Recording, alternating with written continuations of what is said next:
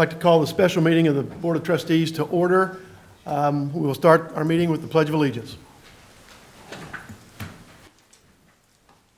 pledge allegiance to the flag of the United States of America and to the republic for which it stands, one nation, under God, indivisible, with liberty and justice for all.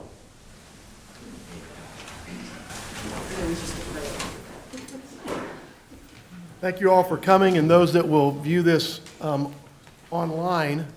We're here today to complete one of the most important functions of this board, probably equaled only by our fiduciary duty to the college and the taxpayers in our selection of a president, and that is to select a trustee who will take office on July 1, 2016 to replace Dr. Bob Drummond, who has submitted his resignation, which has been accepted by the board. I want to run through real quickly the process that we're going to go through. I would also note that Trustee Stephanie Sharp is on the telephone, as she could not be here in person today.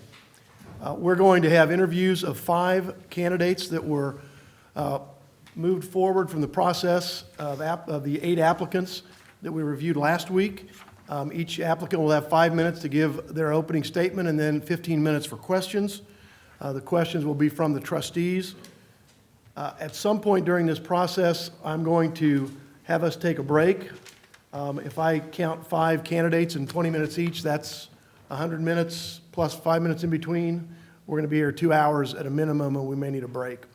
I would alert my colleagues on the board and those of you in the audience and watching that no trustees will talk to any other trustee about any of the candidates outside of this room. So that if we do take a break, it will be for biological purposes primarily. In addition, when we finish the last interview, I intend to give the board members about a 5-minute period up here to collect their thoughts and their notes before we hand out the first ballot. On the first ballot, everybody will be asked to vote for 2 people.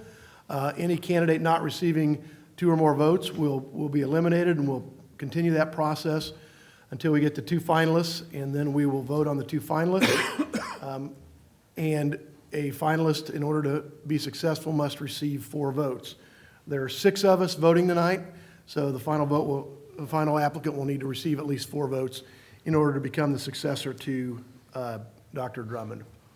Does anybody on the board have any questions? No. Dr. Sopcich, any questions? Okay. Our first candidate tonight is Steve Baru. If you'd come to the podium, Steve, there, and I'm going to be the timekeeper. So I'll try to give you a 1-minute heads up when we get to that point. Please.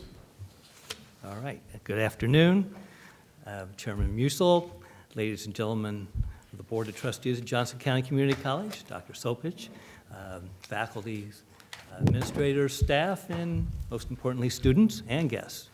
I'm honored to be here today to interview for the opening or the remaining term of Dr. Drummond's trusteeship.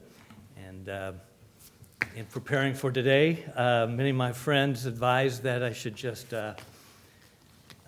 be myself and speak from my heart, so that's what I'm going to do. And to do that, I'm going to start out talking about the draft of 1960 and early 70s, when we were drafting young men, 18, 19, and 20, to go off to war. And there was a little bit of incongruency there because those same men weren't able to vote.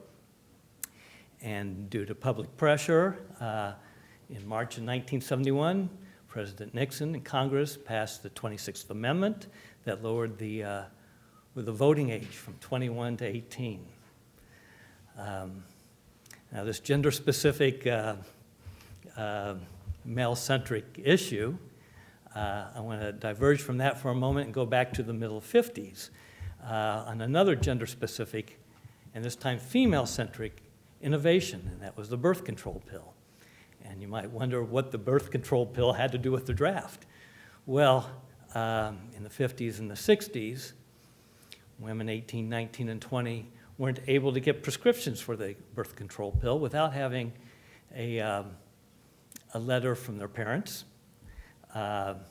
or from the doctor, or if they were engaged.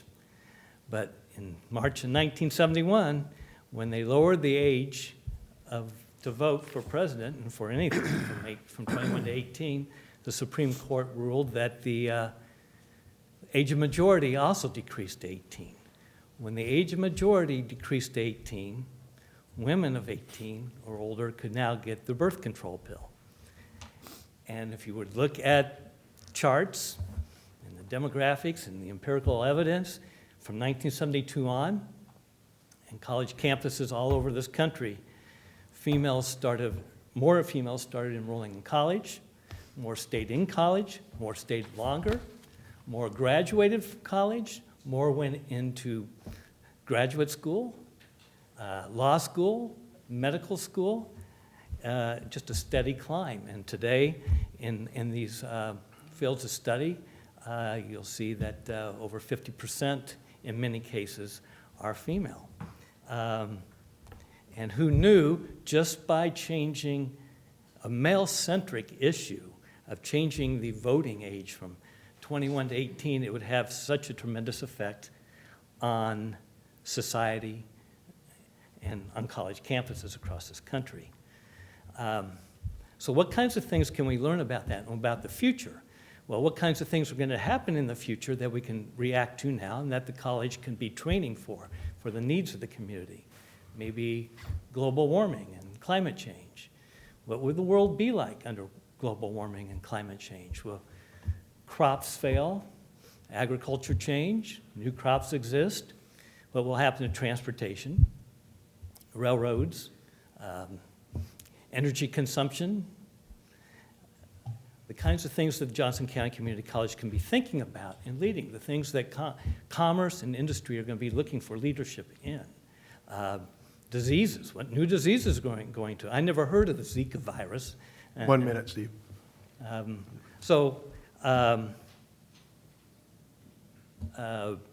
Those are the kinds of things that we need to be thinking about for the future, and the kinds of things that Johnson County can be keeping their community college can be keeping their ear to industry, and we can be training for the future. So we've talked about the future. We gazed into the past. So at this point, I turn back to the issue at hand and eagerly wait your questions. Thank you. Would you describe for the board and the audience your philosophy of education and explain the role a community college plays in that and the role a community college trustee plays in your philosophy? From my years of, a few years ago, I was chair of the Workforce Investment Board for Johnson, Wyandotte, and Leavenworth County. And what I learned from that experience is the importance of understanding the needs of the community and training for the needs of the community and for the communication that needs to happen. Things can happen overnight, changes can happen quickly, but it's important to have your ear to commerce and to industry. And I believe that's where Johnson County Community College and colleges in general need to be thinking about training and offering the skills that are going to be needed for the future. Hence my discussion about the importance of understanding what the world's going to be like in a world under climate change. The role of the trustee in that will be it's a diverse role.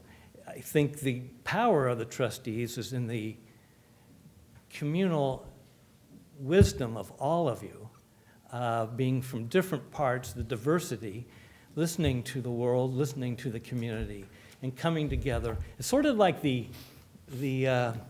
fable of the blind men, the 4 blind men holding an elephant, different part of the elephant, each holds a different part, and they're asked to describe it, and they can describe it from what they know, the tail, the head, the foot, but put them all together, they get the whole picture. I believe that's the issue that's where leadership comes in from the trustees. Thank you. Trustee Lindstrom. Steve, thanks for being here. It's good to see you, and thank you for your interest in the open position. When you began to start to talk about the draft, I was hoping that you weren't going to talk about the Chiefs draft. Would you please describe your greatest strengths and weaknesses that you feel that you would bring to the board? Greatest strengths that I would bring to the board would be more diversification as far as what parts of the community I'm involved in. I'm pretty much involved in a lot of grassroots efforts in the community, a lot of local efforts, very localized. I talk to a lot of young parents whose kids are still just maybe elementary or high school, but they're thinking about the future. And so I believe that it would be adding to a strength that the trustee board already has, just making it stronger by representing and being involved with another part of the community. A weakness, well, there are parts of the industry and commerce in this community that I admit that I don't understand, but I do understand those people who are leaders in it, and I know who to listen to take advice from and who to take a tutorship from on those issues. Thank you.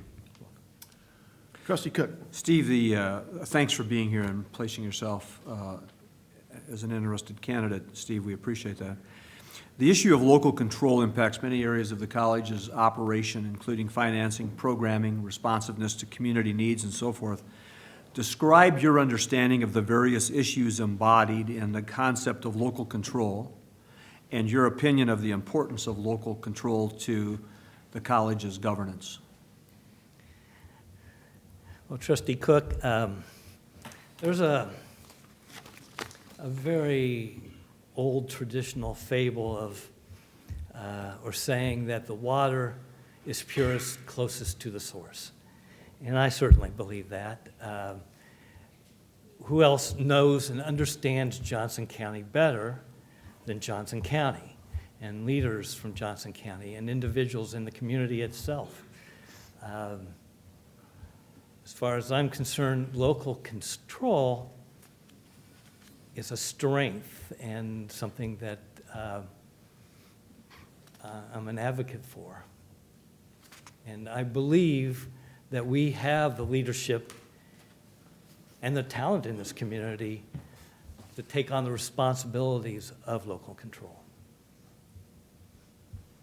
Thank you. Trustee Cross. Mr. Baru, thank you for being here today. A couple of questions, if I may. To better understand your opening speech there, would it be fair to say that we should use those past stories of activism, lowering the voting age, we should use those as examples to help educate and encourage our young people to focus on the issues that need to be addressed today? That's one of the issues. You're right, Trustee Cross. But the other is, and a really big issue here, I think, for anybody in training is innovation and timing. In this case, of the birth control pill, we had an innovation, but it didn't take off. The timing, the environment wasn't correct. And you think community colleges help bring about timing and innovation? I do. One other quick question. Could you explain your concept of fiduciary responsibility and as it relates to a publicly financed institution?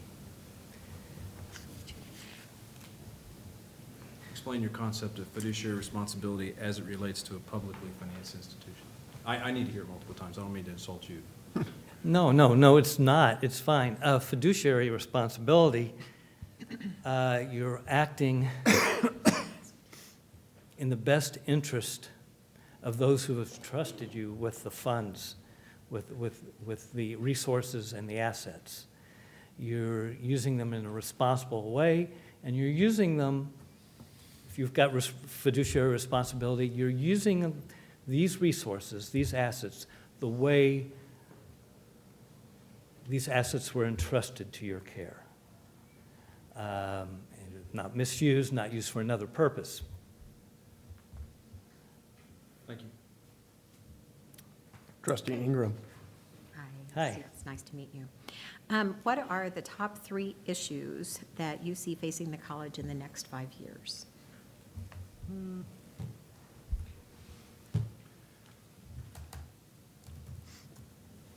I think the top three issues will be the need, one of the issues will be the need to,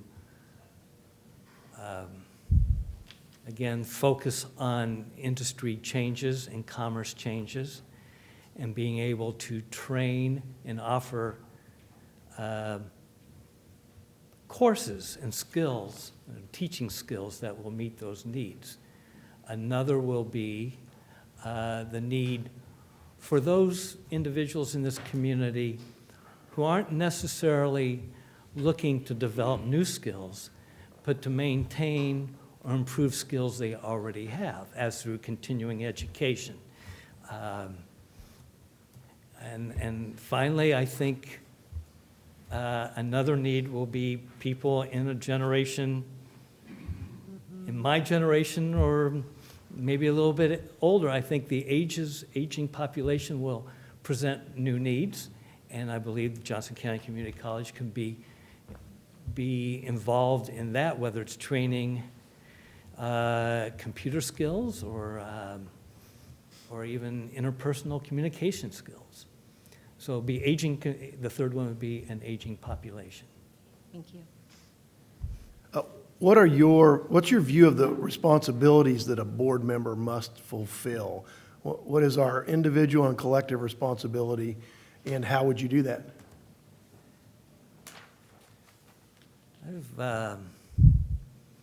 Chairman Musil, I've been on a lot of boards. You've all have my resume there, and you've seen that. And it's a very good question, because I do think there's a responsibility. And the responsibility of any board member is to be informed of the issues, to stay up to date on the issues, to be available, and to communicate your availability to meet and to discuss issues. I think it's important to be prepared for the meetings. And in order to do that, sometimes it will require trustees or board members to seek out answers from administration or staff. That would be and finally, the issue of fiduciary responsibility. I think there's a collective responsibility, fiduciary responsibility, to act responsibly in safeguarding the assets of the college for the community. I will just mention that I've been in this community a long time. My father was an architect on the original building back in the late 60s and early 70s, so I've seen this community grow. And, you know, I was a Boy Scout. My father was a Boy Scout. And one of the things we learned, when you go camping and you leave your campsite afterwards, after you're done, you try to leave it, not only put it back the way it was, but leave it better than what you found it. And to me, Johnson County, including Johnson County Community College, to me, this is a chance or an ability and an honor to be able to do that, to leave my campsite, which is Johnson County, even better than what I found it in. Yeah, we've got time. Yeah. Okay. Thank you, Steve. Can you share with us your experience and function with overseeing a large organizational or institutional budget? My experience, I've been on a board, a national board, with a $90 million budget, and that's just the C4 funds of it. I've been on a board with a $45 million budget here locally. Again, there's a fiduciary responsibility to make sure those funds are used the way they were intended.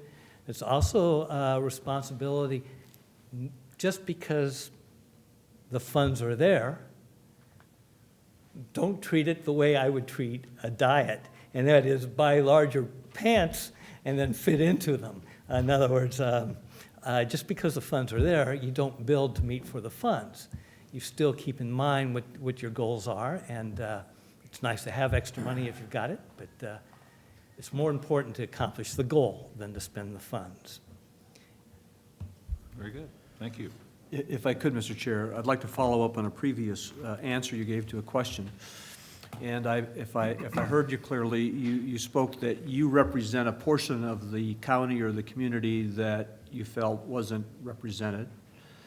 Tell us a little bit more about that and how you would go about identifying or representing parts of the county that you don't feel are represented to the level they should be. Trustee Cook, I apologize if I gave that impression, that I don't think that I think there's a contingent of the county that's not being represented. That's not exactly what I meant. What I really was trying to communicate is that there are groups, local groups, that I spend a lot of time with. It's impossible for everybody to do everything. And everybody does what they can on local transportation issues, on local environmental issues. Sometimes, as we would say, local NIMBY issues. That is something I've enjoyed being part of in the county. And actually, I think I have a pretty good reputation in those areas. But because of that, I get to be very close with a lot of individuals whom you may never ever see, who may never ever show up to a city council meeting or to a Johnson County Community College meeting or to a park district meeting or to a county meeting until there's something that affects their neighborhood. But I believe that would be a strength that I could bring. I'm not saying they're not represented now, but I think I would have an even deeper relationship with what they're thinking and feeling. Good, thank you. We've got about a minute left. Pick one of those questions, Lee, and Yeah, if you would, Mr. Baru, could you talk a bit about your own educational background and your connection with higher education? I have a master's degree in business with many different concentrations in the finance field from the University of Kansas. Through that education, I was exposed to the power of learning abroad and understanding the global community. And I think that's important. It's important to understand that our local industry is part of a global community, and they're competing. And they need to compete on the global scale, and that's going to be more important in the future. I can see an area of leadership where it's important to make sure that issues around the globe are well trained, thought out, articulated in the local community and taught. If I could speak to students today, I would suggest every one of them, and I know it's encouraged, but I would suggest it on the highest level to have a second language. But just understanding and somehow getting out for students. If students could get out into the global community and spend some time in Europe and Asia, third world countries, they could better understand what's going on in the world, and that would make our community even stronger. thank you. We've run out of the 15 minutes. Again, thank you very much for your time, putting yourself out, and your other service in the community. Okay, well, thank you for Thank your you, time. Steve. Thank you. Bye now.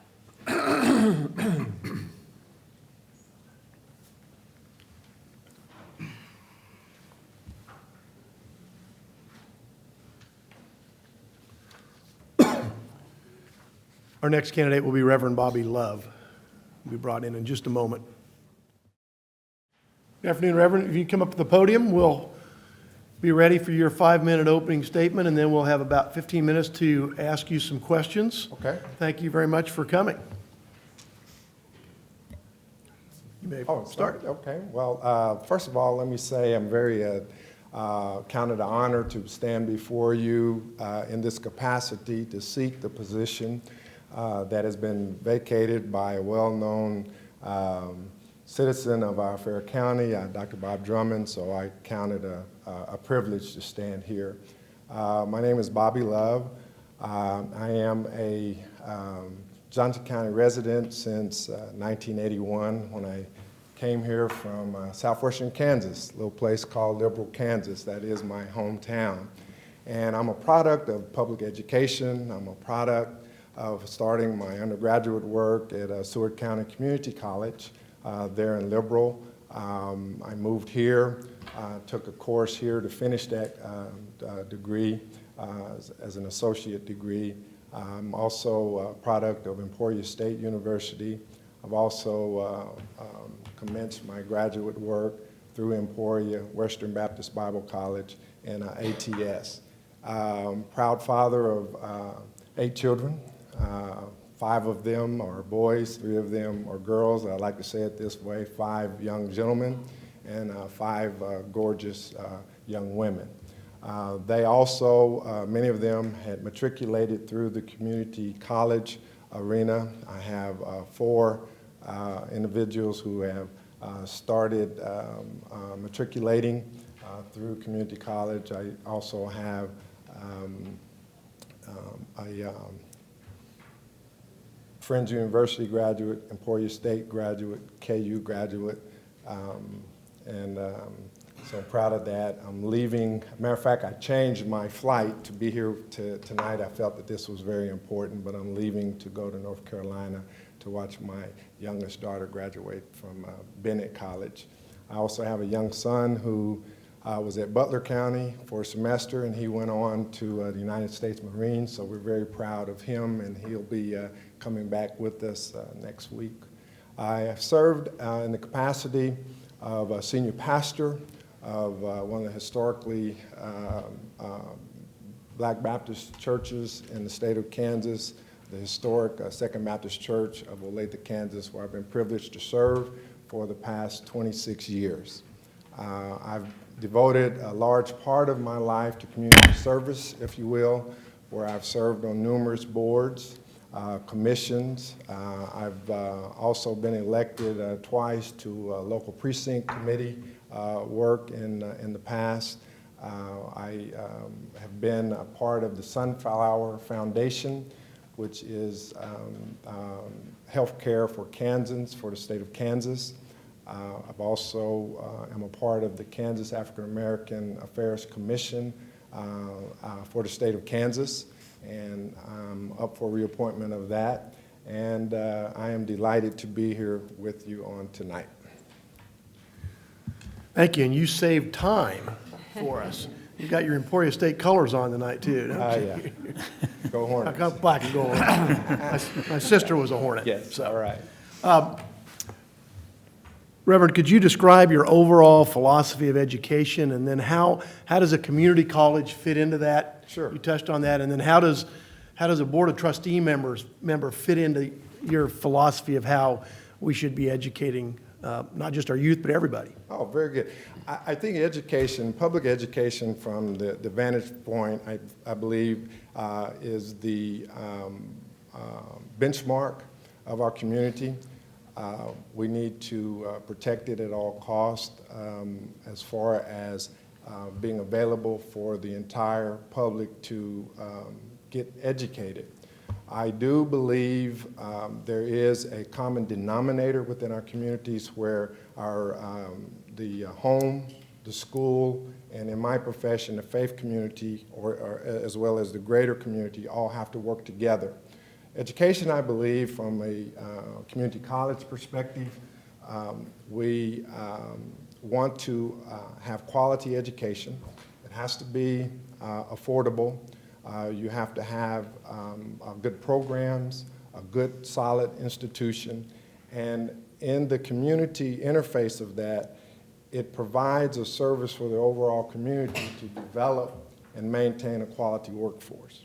So in the community, if you were to eliminate public education, I would venture to say I would be afraid of what would happen.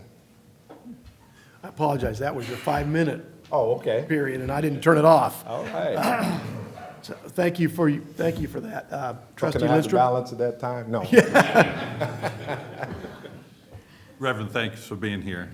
And please communicate my and hopefully everyone else's gratitude to your son for his service to the country. I appreciate that. Thank you. Would you please describe what you consider to be your greatest strength and then your greatest weakness that you would provide if a member of this board? I think the greatest strength that I can bring to this body is the fact that I view myself as someone that can communicate well and have strong interpersonal skills. I also am one that can build consensus. I am a team player, but I am the voice that will speak out when I do feel strongly about a particular issue. I also would say from a weakness perspective, sometimes you just care too much. So I don't count that as a weakness, but some may do. But I care about my community, and I think my record, if you would do research on that, would show exactly that. Thank you, Reverend. Thank you for your question. Thanks, Reverend, and thanks again likewise for being here. The issue of local control impacts many areas of the college's operation, including finance, programming, responsiveness to the community needs, and so forth. Describe your understanding of the various issues embodied in the concept of local control and your opinion of the importance of local control to the governance of this college. Well, I think your local control, basically the individuals, the businesses, the individuals within the community, we're closer to that. So we pretty much would know a little bit more about, on the local level, whether you want to tax yourself to raise additional funding. There is sometimes in my opinion, there is a pull maybe from the higher ups that would like to dictate, but I think there has to be a balance in that. But from the local perspective, I think we can handle those types of situations because we know best for our communities. Thank you. Reverend Love, good evening. Good Nice to evening. see you again. Good to see you. Could you please explain your concept of fiduciary responsibility as it relates to a publicly financed institution? Sure. The monies and revenues that come in that a board would oversee, there is a fiduciary responsibility to be diligent and prudent with the spending or the dispersing of those particular funds. And there's an accountability aspect. And trustees or persons who do have fiduciary concerns should at the utmost be striving for integrity, transparency, and accountability. Thank you. Very welcome. Thank you for being here this evening and your interest in a community college. What are the top 3 issues you see facing the college in the next 5 years? The top 3 issues that I think, number one, well, there's many, but I'll try to be brief in this. Number one, I think you always you're concerned about your student enrollment. Sometimes there may be peaks and valleys of that, so you want to make sure that you're offering innovative and quality programs to attract students. Another issue that would be important to me is that you maintain and you want quality instructors. And the third thing that you want is a good institution where students and faculty can interface in a good quality experience as well. One of the challenges also is that we're living in a time of change. And in change, sometimes you have to market your product a little bit better than perhaps you've done in the past. So those would be my answer Thank to you. that. Thank you. What's your understanding of the responsibilities that a board member has, both individually and collectively, to the board and to the college and the community? How would you describe that? Well, again, I'd come back to integrity, would come back to accountability, come back to the fact that this board oversees the budget and the things that the college undertakes and the spending of those funds. So there is that commitment to the community from that aspect. And I think as a board member, we should conduct ourselves in such a way that would be pleasing in the eyesight of what we're trying to build up here. So I would be a #1 cheerleader to advocate for Johnson County Community College. You might have some competition, but I'll bet you'd be good at it. Yeah. David? Reverend, would you please share with us your experience overseeing or being involved with large institutional budgets? Oh, sure. As you know, the Sunflower Foundation, it basically was created because there was a lawsuit between Blue Cross and the state of Kansas. I think there was about $75 million that was afforded to that created the Sunflower Board. We oversee that money and give it out in grants and so forth. So that's one issue of it.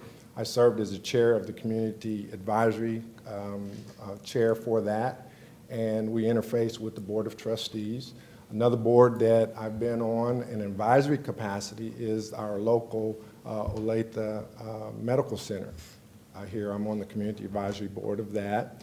I could probably go on and on. Again, the Kansas African American Affairs Commission. We don't have a large budget as such, but that takes a segment of our state that we oversee there. I've also interfaced with numerous boards within my ecclesiastical connection work through my faith. So I do have the experience, I think, that you're looking for to be on this board. Okay, great. Thank you. I'd like to follow up on two of your answers. I have a reputation for challenging people. Great. And I'd like to challenge your thinking in two areas. Okay. I really was intrigued by your weakness of caring too much for people. And I was intrigued with your answer about having an environment where the teaching learning process can be maximized. Talk a little bit more about both of those two responses. Okay. Can I explain it, the latter? Let me explain it this way. When you have a working collaborative effort between the home, the community, and the faith community, whenever there's a crisis situation, I believe that collective minds can come together, resolve any type of issue. One of the hardest things that we had in Olathe in my tenure over the Olathe Human Relations Commission for the city of Olathe, we had an incident that happened at one of the local schools. There was a shooting at Olathe North. And in a tragic situation like that, where you can have tinder boxes of emotional feelings and so forth, basically you could burn the city down. We were able, because of the collaborative efforts, to bring the school, the church, if you will, the faith community, and the community at large together to forge something that is now going on as one of the largest Martin Luther King programs in this area that we have every January. So that's one item. So I would welcome any challenges, because I think where there is friction, there can be, tension is good sometimes, because out of it comes good solutions. So I would look forward to working with you. And I don't mean to use challenge as a critical element as I try to use it to have all of us think a little deeper. Yeah, that's good. How about caring too much for people? Caring too much for people, for some individuals, you can have good intentions to do particular policy that may have collateral damage. When you care about people, I'm the voice in the room that can say, let's look at this a little bit different. And I think that I would bring a unique aspect to this board that perhaps you've not had before. Thank you. Reverend Love, Yes, are you talking about the shooting at a 1995 Lathan North? I believe it is, yes. I played on a team that played at Lathan North twice that season. Yeah. Could you talk about how you see diversity integrating our campus? I had the opportunity to tour the school, and I got to tell you, I was very impressed with the amount of diversity that I see in the students here at JCC.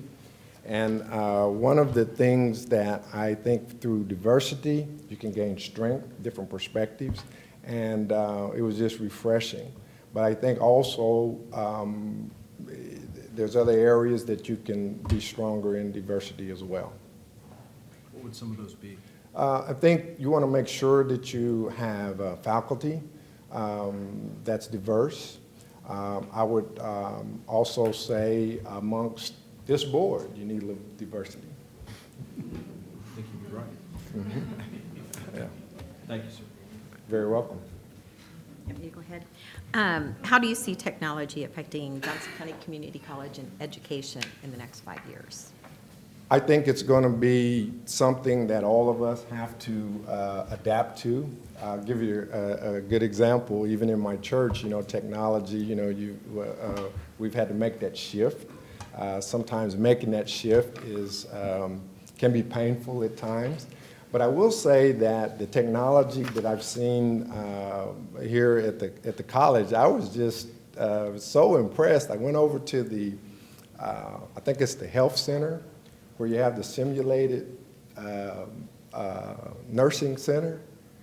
I was just, I felt as though I was going on a hospital call when I walked in and I saw all of the technology, and I mean, you got a top-notch program here. So I think that we should keep up technology with the latest and the most innovative technology that we can bolster up. Thank you. I'm going to go back to a little bit of the public education part, because you described your own educational experience and that of many of your kids, and you've got a public education base, and then some of your children went to private universities. How do you see the mix between the basic public education and then the challenges that it has faced in funding in other areas, not just in Kansas, but around the country? Well, I think you have to have a general basis of your public education for those that seek to do other things. If they have the necessary wherewithal to do that, they should be able to do that. But also, those from a public education perspective, we do need that. Not everybody's able, certainly with 8 kids, it's a challenge to have the revenue to do that. I mean, I am thankful for scholarships. I am thankful that there are public institutions that we can send our children to.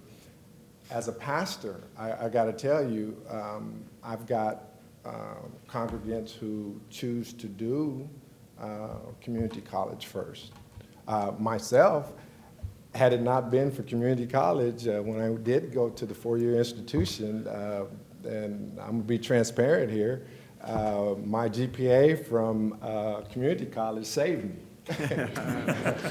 By the time I got to the 4-year institution, coming from a small town in Liberal to the bright lights, hey, But I was grateful to have been able to make that transition. So. We've got time for one more question. Do you have one, David? I do. And this is a little bit off script too, but Sure. Trustee Cook talked a little bit about challenges, and you challenged him back, and I appreciate that. Not many of us get a chance to do that.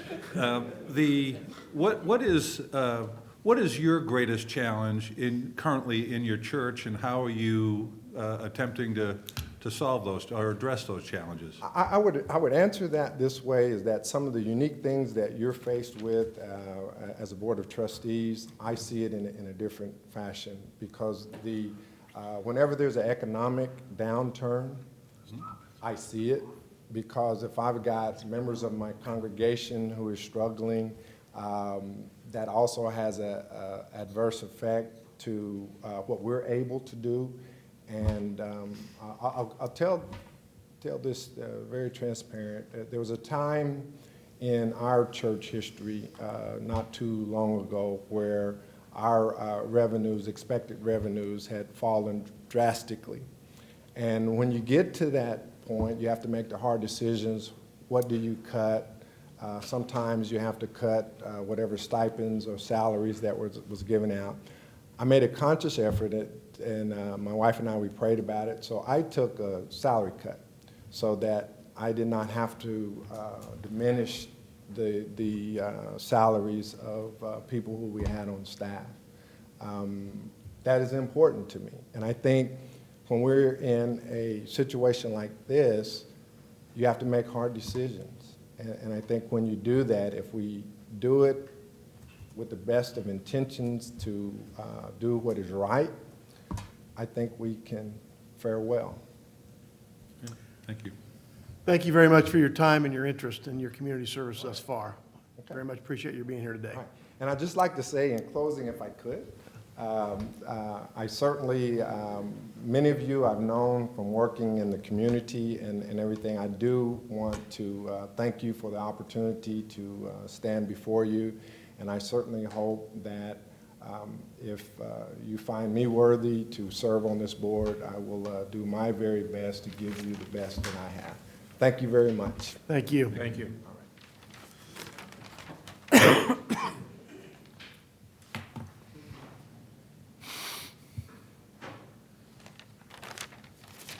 Our next candidate will be Melody Rail.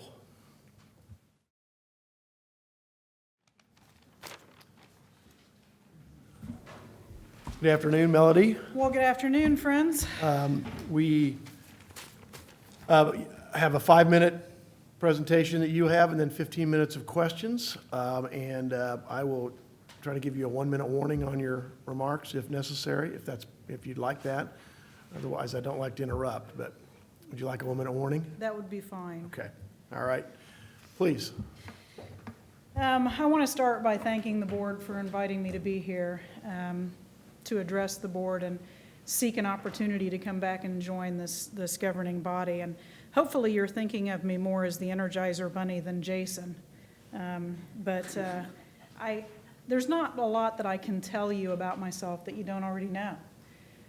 So I thought I'd start by just kind of addressing what, for many of you, may be the elephant in the room. And that is the fact that about 3 years ago, I chose to step down from this board. I've always been completely transparent about that decision, but I've heard some, probably not all, some of the speculation about the real reason why I chose to do that. And so I just wanted to be very, very clear that there was no hidden agenda. Like many parents, I strive every day to maintain work-life balance. And in 2013, I had a very demanding career, still do. But at that time, I had 2 sons, Brennan and Jordan, in high school. And I chose to step back so that I could take some time to spend with my sons before they left the nest. Looking back, that was the right choice for me and my family at that time, and I don't regret having made that decision. I had the opportunity to share some valuable time with both of them, and I've learned some things since then. I've learned the meaning of the word emaw, and I've learned that in some parts of the country, the phrase roll tide is just another way to say hello. So in some ways, it was time well spent. And now that they have gone on with their young adult lives, it's time for me to step up. And I'm hoping that my path to engaging in serving my community is by way of this board. That being said, as all of you know, while I am very keenly aware of the political nature of what this governing body does, I have no political agenda. I don't aspire to higher political office. My reasons for wanting to be a part of this board is because I look for ways to give back to Johnson County Community College. JCCC as an institution changed my life. and in doing that, changed the lives of my children and my family. I attended Johnson County Community College as a non-traditional first-generation student, and it was the beginning for me of my ability to engage in higher education and reach the goals in my education and career that I've been able to accomplish.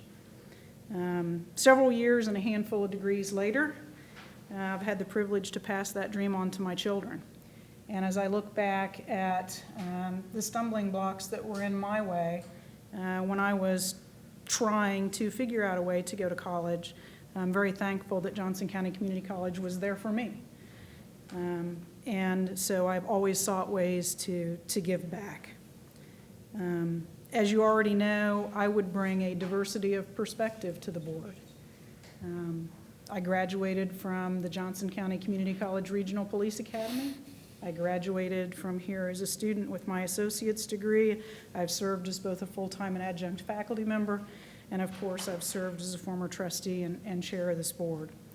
And most importantly, I would want you to know that my objective always would be, as it always has been, to do my best to do the right thing for Johnson County Community College's students, faculty, staff, administration, and for the citizens and businesses of Johnson County that this institution serves. And with that, I'll stand for your questions.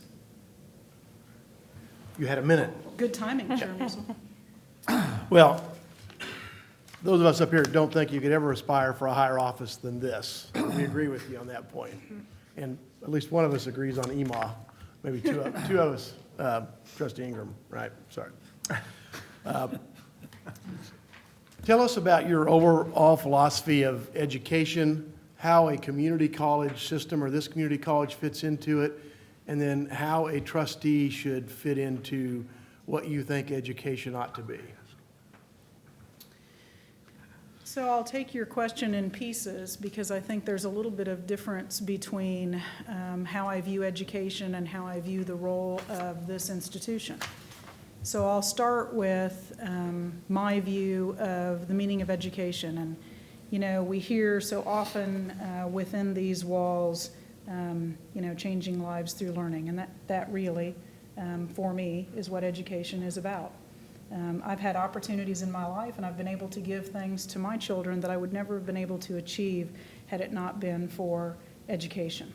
And I think it's important as a community that we encourage all of our citizens in their goal to become more productive members of our community to become lifelong learners. And through that, we have a more productive and better society in which to live. You know, when I first moved to the Kansas City area, I ended up in Johnson County because it's the land of good schools. And through good education comes all sorts of other opportunities. Having said that, I view the role of this college as much larger than just education. This institution is, in many ways, the economic engine of Johnson County. We not only provide education for our students, but we provide opportunities for our businesses. We provide educational opportunities through in-service training that we do within the community, and we provide cultural opportunities that might not otherwise be available to the members of Johnson County. So the role of the community college, I think it goes beyond just its educational endeavors.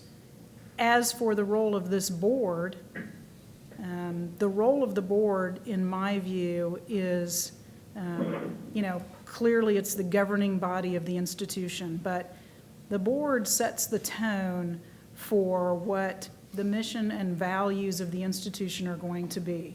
You know, first and foremost, the role of the Board of Trustees of Johnson County Community College is, the harbinger of the economic pieces, making sure that the money is well spent, that we are good caretakers of the taxpayers' contribution, but it's larger than that. In many ways, this governing body is the image or the face of the institution. And so I think that it's not only a matter of recognizing the importance of maintaining the role and mission of the college, but also recognizing that in doing so, you have the opportunity to speak on behalf of the college and kind of set that tone. I'm going to apologize to Reverend Love because I don't think I announced him that we have a trustee on the phone. I think Mr. Baru was in the room when I said that, but Stephanie Sharp is on the phone, just so you know, Melody. David? Well, I hope the chair doesn't prevent me from asking any more questions, but I have a dumb question. I hope I'm not the only one here that didn't know, but what's EMAW? It's a great question, trustee. Every man a wildcat, Okay, all right, okay, or at least that's what I'm told. okay, all right. Could you describe what you feel your greatest strengths and your greatest weakness would be on this board? I think that my greatest weakness, I'll start there, is that I struggle a bit to find the balance between perfection and reality. And I think that I would describe myself as a type A person, and that's something that that I struggle with on many fronts, you know, whether it's in my personal life or my professional life, you know, finding the balance between I want it to be absolutely perfect in everything that I would like for it to be, but I know that that's not possible. And so where do I find the reality in that? I struggle with that. My greatest strength, I think, is the ability to collaborate with others, to reach common ground on points of difference. I deal with that on a regular basis with my now grown sons, who are very unlike me and who often have opinions very different from me.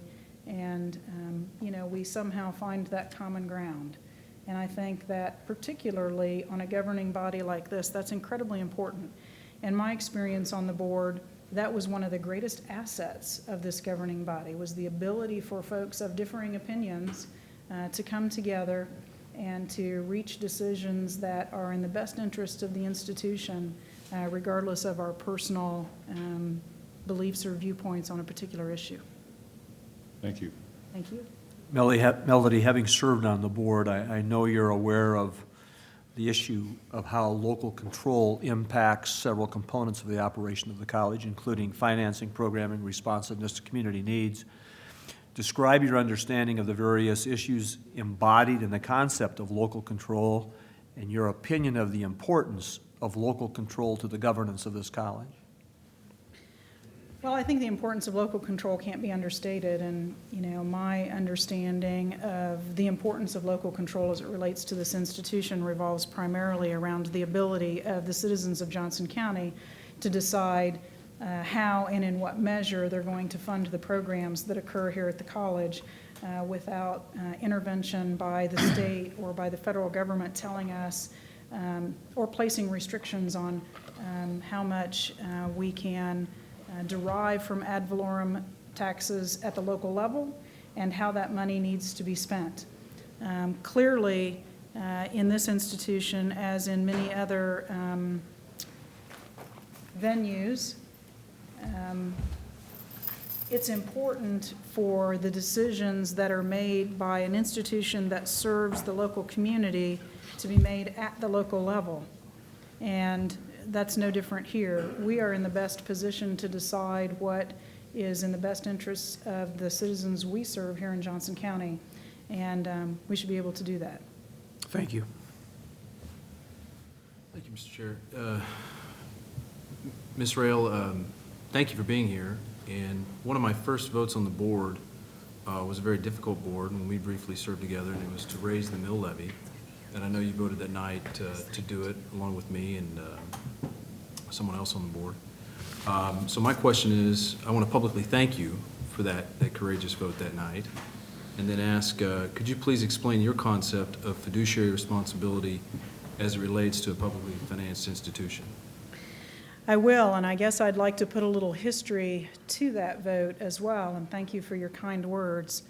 You know, I don't take lightly increasing the burden on the taxpayers.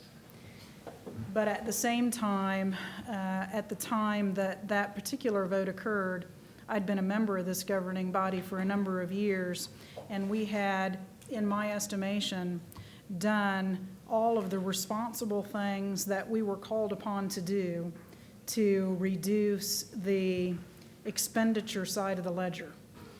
It was difficult economic times that we went through, and this institution was forced to make some very difficult decisions in order to cut spending and try to balance the budget. And at some point, there comes a time where you have to sit down and decide how important is it for us as an institution to continue to maintain the level of excellence we have, number one. And number two, have we done everything we can to be good protectors of the tax dollars that the folks who support us have worked so hard to pay? And so fiduciary responsibility to me is two-pronged in that regard. Are we doing everything we can to be efficient and to spend our dollars wisely? And at the same time, are we being realistic in terms of the amount of revenue that's going to be needed to maintain the excellent services that we wish to provide? Thank you for that answer. Okay. Thank you for being here. What are the 3 top issues you see facing the college in the next 5 years? Well, so I don't know that I can put them in any particular order, but if I were to identify 3 issues, I think I would start with finding a way for us, and this is not unique to Johnson County Community College, finding a way to remain relevant in the world of higher education, serving our students where they are, and at the same time maintaining the high standards of excellence that this institution has had for so many years. Education is not the same as it was 20 or even 10 years ago, and it's important for us to find a way to reach our students such that we can maintain student enrollment numbers and truly serve the needs of our consumers as they perceive those needs. And that's difficult. But I think I would throw that in the top 3. Up there as well would be staying abreast of and doing everything we can to influence legislation at the state and federal level. Goes back to Trustee Cook's question about local control. And there are things that go on at the state and federal level that don't always take into consideration all of the things that are known at the local level. One example that has been and will continue to be problematic for this institution is the state gun laws that keep coming to the forefront. And regardless of which side of the line you fall on, I think it's important for us to be engaged in that dialogue and to know what the effect is going to be and to make sure that the voice is being heard. And then, of course, economic sustainability. Trustee Drummond, I remember him always being the first to ask the question, is this sustainable? Can we sustain this over the long term? Can we balance the ledger? Can we continue to provide the services that are provided? And at the same time, how are we going to find the revenue to do that? State funding continues to decline. Student enrollment has been declining for a number of reasons, I'm sure, and so that's always one of the problems that will continue to face institutions of higher education. Johnson County Community College is not unique in that nature, but certainly we'll be facing those decisions as well. So if I had to identify 3, that would be the 3 that I would choose. Thank you. All right. Trustee Sharp, you were on the phone, and now you're here. Yes, Can't yes. imagine. First I apologize for- apologize for you, and then I lied because you weren't on the phone. Well, I heard know you you- saying that, and I thought, I wanted to say, I'm coming in the door right now. And I very much appreciate you being here because you had family Yeah, and I didn't think medical I was issues. going to be able to So- be here, but I'm glad that things went faster than I thought they would, but I apologize, I'm not, wasn't prepared to come today. And this is a complete softball for you. Thanks for being here, first of all. But discuss your understanding of the responsibilities of a board member, both as an individual and as a member of the group. And I addressed that a little bit in response to Chair Musil's question, but just to elaborate on that, the responsibilities of a trustee are at the policy level. And I say that to be clear that my understanding is not that a trustee should be in the weeds of the daily administration of the institution. The job of the trustee is to establish the policies, the values, and the higher level pieces of what makes the institution run. And first and foremost, as I mentioned earlier, it's the fiduciary responsibility, to use the phrase that was used earlier, to the taxpayers to make sure that money is spent wisely and that it is spent in an effort to continue the mission of Johnson County Community College. We've got about a minute left. Could you explain your views of how diversity should, does, or could impact Johnson County Community College?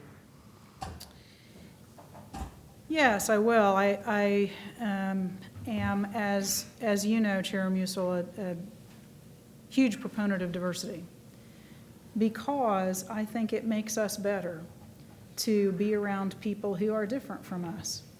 And I think that's particularly true in academia, in an environment where the purpose for being here is to learn and explore and study.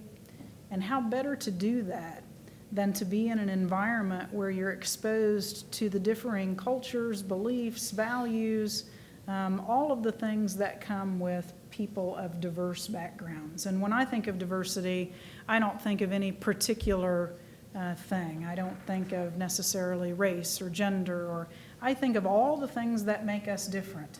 I grew up on a farm. That makes me diverse from many of the people that I now come in contact with and work with, and that brings a certain perspective. I'm a veteran, and that brings a certain perspective. All of those things that make us different are incredibly important, and so I think there should be a very high priority on diversity. Thank you very much for your time and for putting your name out and coming this afternoon. We appreciate your time. Thank you. Thanks.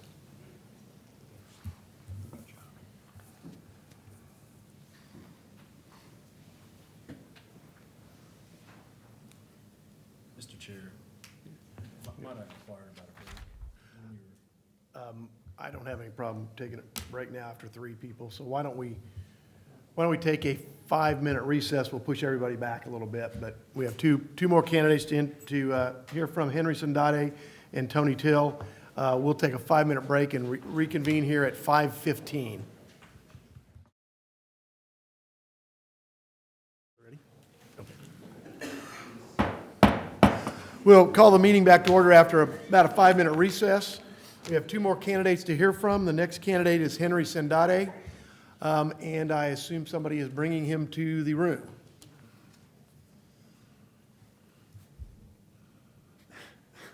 Puzzled look there. This is a tough seat to sit in. I agree. I've only sat there. Where's Lee? Is Lee back? Here it comes. Okay. Henry, you can come right to the podium. We might just wait a quick minute to see if Trustee Cross is coming back in. Sure. Okay.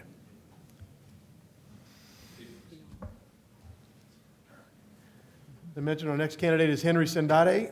Henry, you have 5 minutes for an opening statement, and then we'll have about 15 minutes of questions. So Sure, the next sure. 20 minutes you're on the hot seat. Very good. Well, thank you very much for receiving me and qualifying me for this final point of choosing the candidate and the next Board of Trustee. My name is Henry Sandate. Some people say Sandate, that's completely fine. My legal name is Enrique Gomez Sandate, so if you can say that, that's nice too. But anyway, it's an honor to be before all of you here and be considered for this position. And I just want to say that Johnson County Community College is very much a big part of my life, and it's just as well as Johnson County. And all of you have read my bio, I believe, how I describe at a young age. I found out about Johnson County through a 7th grade social studies teacher who was talking about the history and the future of Kansas, and announced to us in 1970 that Johnson County would be the leading mercantile business commercial mecca of the state of Kansas and probably that part, the Midwest. And I was very jealous about that because I thought it should have been Topeka. But hey, as time went on and I watched the progress of Johnson County, I soon knew and began to believe that I was going to be moving to Johnson County once I got out of college, and I definitely did that. It's been my home for 33 years, and I currently live in Shawnee. My business is in Overland Park, Kansas. I'm an insurance agent. And I just want to say that as I've reviewed, the values of Johnson County Community College, integrity, responsiveness, culture, and leadership, I believe Johnson County Community College has done a phenomenal job of doing all those particular characteristics. We truly are a leader, I believe, not just in Johnson County, but in the greater Kansas City area as well as the region, and for that matter, nationally as well. And we all know that we also have some international reaches as well as far as our success. Integrity, there's no doubt in my mind, everybody I've been in contact with on this campus is first and foremost very much integrity, has integrity, and I think that's a big reason why we have a lot of major success and a lot of people that want to be a part of this organization. The other two areas, collaboration and responsiveness, we've definitely been able to collaborate, and I think we've very much for the most part been responsive, but things have changed in Johnson County. For one thing, that applies to me personally as a Hispanic American, is the Hispanic population in Johnson County has grown significantly in the past 15 years. Just in the last 5 years, according to the census, the general population in Johnson County has grown at about 5%. The Latino population has grown at 16%. And that's just in the last 5 years. And it looks like it's going to continue, probably even be bigger on the Latino side. So with that in mind, when we talk about collaboration in respect of diversity by building the culture and collaborating with the cultures, I think that's an issue that I'm kind of unique with the candidates. Being Latino and coming from a family that my father was a migrant worker, and working our way through college and graduating from a community college myself and my sister and brother, I think I really understand the significance of the community college to a population that doesn't have a lot of means financially to acquire that education. And in particular, the Latino population needs to be reached out to, needs to be nurtured, needs to be made aware that this is an opportunity for them, and I think I can help fill that need. And that's where I promote myself. That's really unique to the other candidates. As far as responsiveness, it falls in the same line. I think the school has always been responsive to the needs of the students, and they're always quick to adjust to what the future holds and the business community is demanding. But along with that, if we're going to be a responsive community college and a responsive community in general, I think what we need to do is have some leadership at the top that reflects the community, and that is a growing Latino market, and that comes down to me being that candidate. I thank you very much. Thank you. Describe your overall philosophy of education. Just what is the role education plays generally in society? And then how does a community college fit in there? And how would you as a trustee, act to fulfill that philosophy?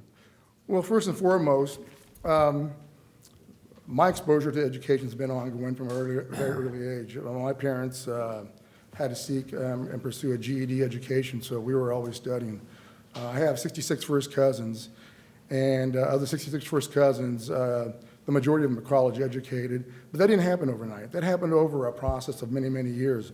13 aunts and uncles, half of them who are now in their 60s plus, 70s, they too were getting their college degree at the age of in their 55 to 60 years of age.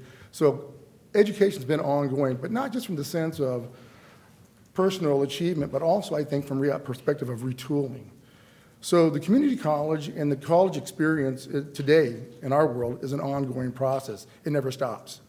I mean, even as a professional insurance agent, we're always going to continuing education classes, we're always going to other courses outside of our personal company to learn how to be better professionals, how to be better employers, how to stay attuned of the change of the market and the needs of the community, technology-wise, market-wise, liability-wise, so on and so forth.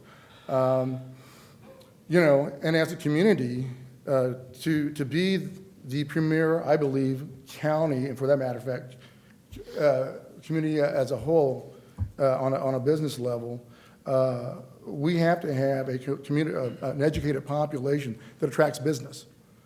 So once they get educated and they understand the significance of education, I can't honestly think of anybody who I know that stopped attempting in some form or fashion continue educating themselves so they can be competitive. And that lends itself to having a competitive community, having a competitive, educated labor force, which attracts business, in turn allows us to pay taxes, sustain the infrastructure, and on, be perpetual. So that's my perspective on it. Thank you. Henry, thanks for being here. Thank you very much. Thank you for your interest in putting yourself up for this consideration. Well, I really appreciate the opportunity. Thank you very much. No, I have a question. Oh, excuse me, okay. I thought you were dismissing me, I'm sorry. Okay. No. That's his job.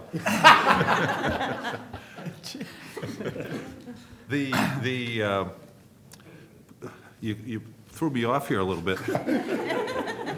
Please describe your greatest strengths and your weaknesses that may have an impact on this board should you be a member. Sure.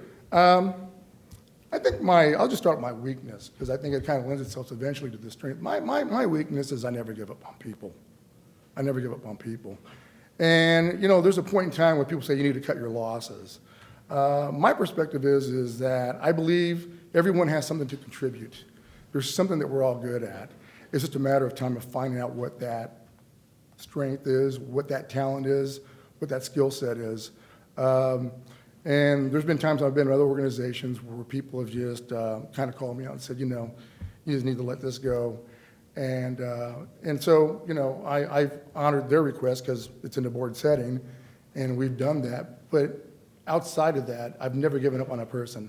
And I've always invited them to be there for them, to help them find whatever that strength is. So that lends itself to my strength, is that I'm always available to help. I'm always available to encourage. I'm always available to teach whatever I can teach and just help make it a win-win for everybody. You know, I believe people all have a place in society and a way to contribute. Great. Thank you very much. Likewise, Henrico, thanks for being here. Yes. The issue of local control impacts many areas of the college's operations: finance, programming, responsiveness to the community. Describe your understanding of the various issues embodied in the concept of local control and your opinion of the importance of local control to the governance of this college. Well, keep in mind you're speaking to a small businessman who has control. And so that carries itself into other spheres. And so I am a big believer of local control in the sense that it is our business in this community, in this county, to choose how we educate and how we finance our students and our general public, you know. And so I'm emphatic at the fact that I want that responsibility to our community and to our leadership to make those decisions that ultimately determine the success of our community. It goes hand in hand. And so for somebody outside of that to interfere with that really is a violation of, you know, my right as a Johnson Countyan and the right of all Johnson Countryans. Thank you, appreciate it. Mr. Sandate, thank you for being here. I met you and I've known you in my work with the Johnson County Community College Foundation. Thank you for your service on that board. Thank you. Could you please explain your concept of fiduciary responsibility as it relates to a publicly financed institution? Well, I think it's Make probably that more general and vague if you want. We'd like to see what you do with that. Could you Fiduciary please explain your responsibility. concept of fiduciary responsibility as it relates to a publicly financed institution?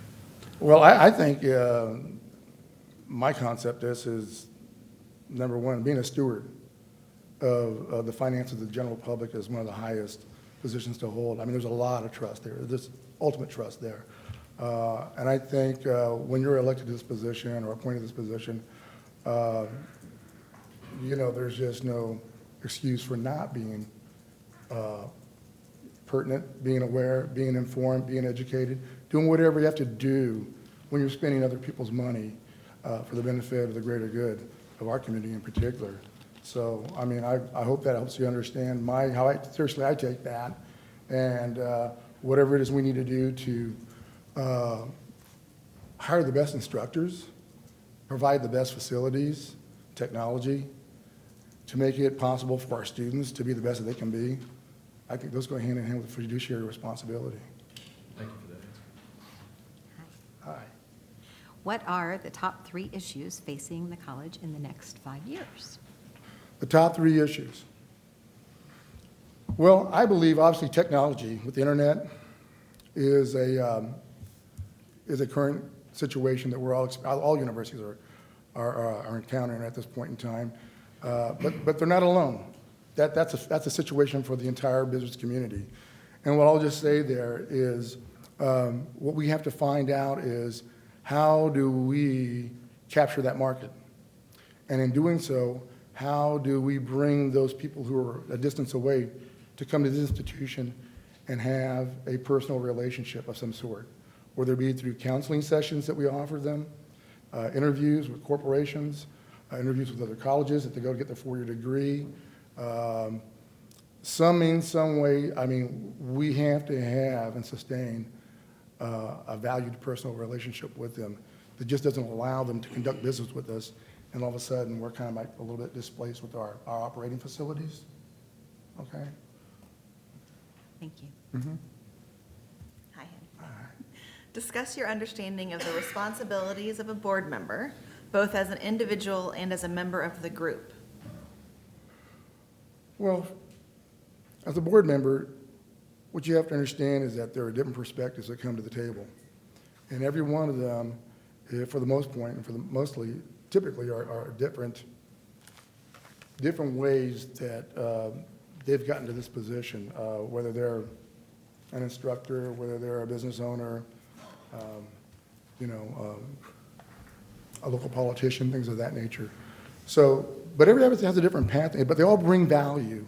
And so my experience has been with board members is I thought I had it all figured out in past board experience. And then when I get there and I hear the other gentleman across the table who was a restaurant owner, was a Mexican food restaurant owner, and his perspective where he came from and how he came through life to be at that point, I completely had an appreciation for where he came from and the meaning of his position.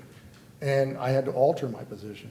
I could explain it, but all of a sudden it helped me and helped everyone else with their unique perspectives come to an agreed decision.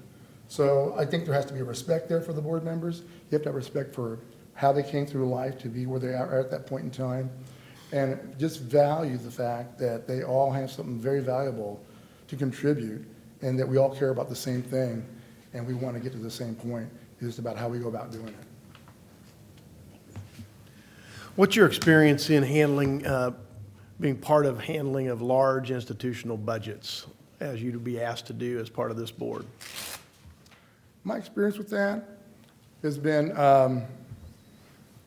let's see here, I'm chairman of the board of a CDC, and we've had the benefit of working with millions of dollars, and it's a scary thought. It's a big responsibility, but the reality is it's just as much a responsibility as you're working with a small budget.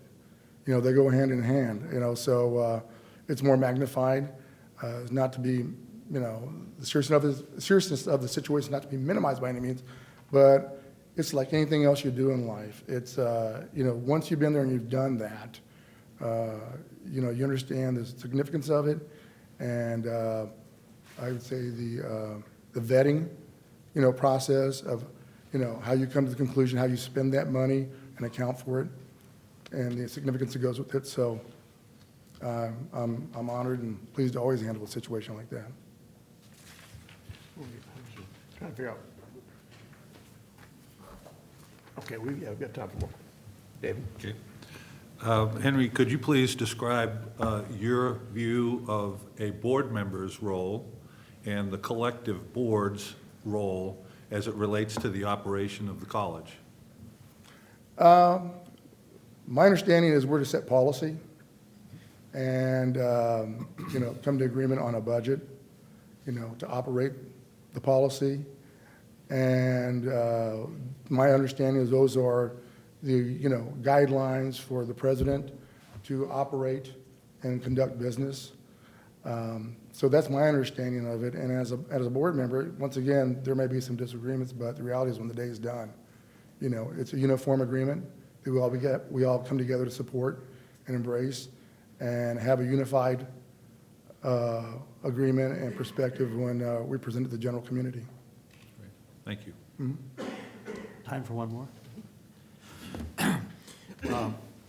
Follow up to a previous answer.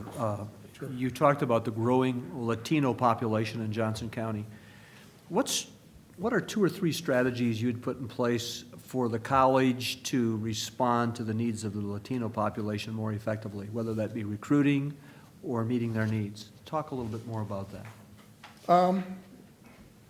This philosophy would definitely apply to the Latino population, but I think it applies to the general population as well, okay? It's just that we're going to have more Hispanic surnames coming through the door than maybe some of the others. Is I think we have to have some things that are already occurring now, for example, activities where we host or we house or provide the facilities for events to occur here. One example would be with the Hispanic Chamber of Commerce. They have a 4-day workshop called BizFest, and it's a entrepreneurship competition with scholarships given at the end of the competition. Just last February, there was 123 students in that program that were here on campus. Along with that, what you have is about 110 mentors, majority Latino, that saw those kids through the whole program. It's a pretty intense program. That's been going on for 10 years. I've been a part of that, and I'm happy to say that it was hosted here finally on the Johnson County campus with the collaboration of the recruiting department here and the Hispanic Chamber of Commerce. That's one event I would say is a great example. 2 years ago, I was here for I'm trying to think, Patricia Donaldson helped put it on, but it was a kind of a symposium on the state of Latinos in education, and it was phenomenal. It was a 2-day program, and they had the Latino Coalition of Olathe, Kansas there. They had all the schools involved, all the school districts involved in Johnson County, I think even Wyandotte County. They had the community service organizations like El Centro, the Hispanic Chamber of Commerce, let's see here, who else? Guadalupe Center, all of those guys involved. It was phenomenal. I think we probably had about 300 to 400 people on the campus here in the Rainier Business Center for about 2 or 3 days. And so those types of things, I think, creates an exposure. It creates an exposure for the children. It also creates an exposure to the people who are out there in the community with those folks to make them aware of the fact that Johnson County Community College is a place for them to come to school, is a place to be received, and a place where they can be a part of the whole program. Thank you. Thank you very much. Got a minute left. Trustee Cross, if you have a question? Thank you, Chair. Yes, Mr. Sandate, could you please talk about, I think you mentioned it, but talk about your educational background and why do you have such an affinity for higher education? Sure. Thank you for that question. My dad was a migrant worker, 6th grade education, forced to quit school because the family needed him to work. And so it was a hard experience. And my father shared those stories with us, how difficult that was, working out in the fields of West Texas, Kansas, Nebraska. And so he valued education. So once my father, through the military, was able to become a barber, instantaneously he tried to acquire his GED. My mother, on the other hand, Mexican-American in Topeka, part of a Catholic family, 13 children. She was one of let me think about this. She was one of the 13, she was one of 4 girls. But she was the second oldest, but she happened to be down the run about number 10. So she was forced to quit at 8th grade so that she could prepare all the food and do all the cleaning for all the boys who had to work. So education was something they always wanted. And so when we grew up, my parents made it very well known that we were going to college at a time that was really not spoken of with Latinos in the 60s. And so it was interesting because my dad wanted me to be assimilated, so we grew up in a white neighborhood, and it was a blue-collar neighborhood. But I would go around at the age of 5, 6, 9, 10 telling all the kids I'm going to college, because that's what we would always hear. And all the blue-collar kids would tell me, no, you're not going to college, you know. But ironically, through a lot of hard work and a lot of study, and I was not a college student by any means. I told this story the other day, how I was supposed to flunk 4th grade, but I saw my mother go into school and cry and beg the principal not to flunk me. And when I saw that, as much as learning was difficult for me, I stayed the course. And because I'm basically a C student. But I got through high school, and when I got through high school, I took the ACT exam, and they said, don't bother going to college. It'll take you about 7 years, is what they said. Ironically, what happened was I went, and I did flunk English my first year at KU. So I went down and discussed to Washington University and saved my parents some money. And lo and behold, a light went on at the age of 19. Something clicked. And I was taking Econ 101, and I was flunking it my first month, and I went into Dr. Latange's office, and I just said, I'm flunking this. And he said, let's go over this together. And so he basically tutored me for about 3 weeks to the point where I understood economics, and I ended up majoring in economics and finance as a result of that. So during that time, shortly after I graduated from college, my father did get his GED, and but he was a successful businessman at that point in time. He was a barber, ran a barber shop, and my mother went on to learn formal Spanish and became a translator for doctors and nurses in the hospital. Henry, I hate to cut you off, but to be fair to all the candidates, we're right at the 20-minute mark, so. Yeah. Thank you very much for coming in and for sharing your stories with us and answering our questions. We appreciate it. Thank you very much, ladies and gentlemen. Have a good evening. Our final candidate of the day we brought in a moment is Tony Till.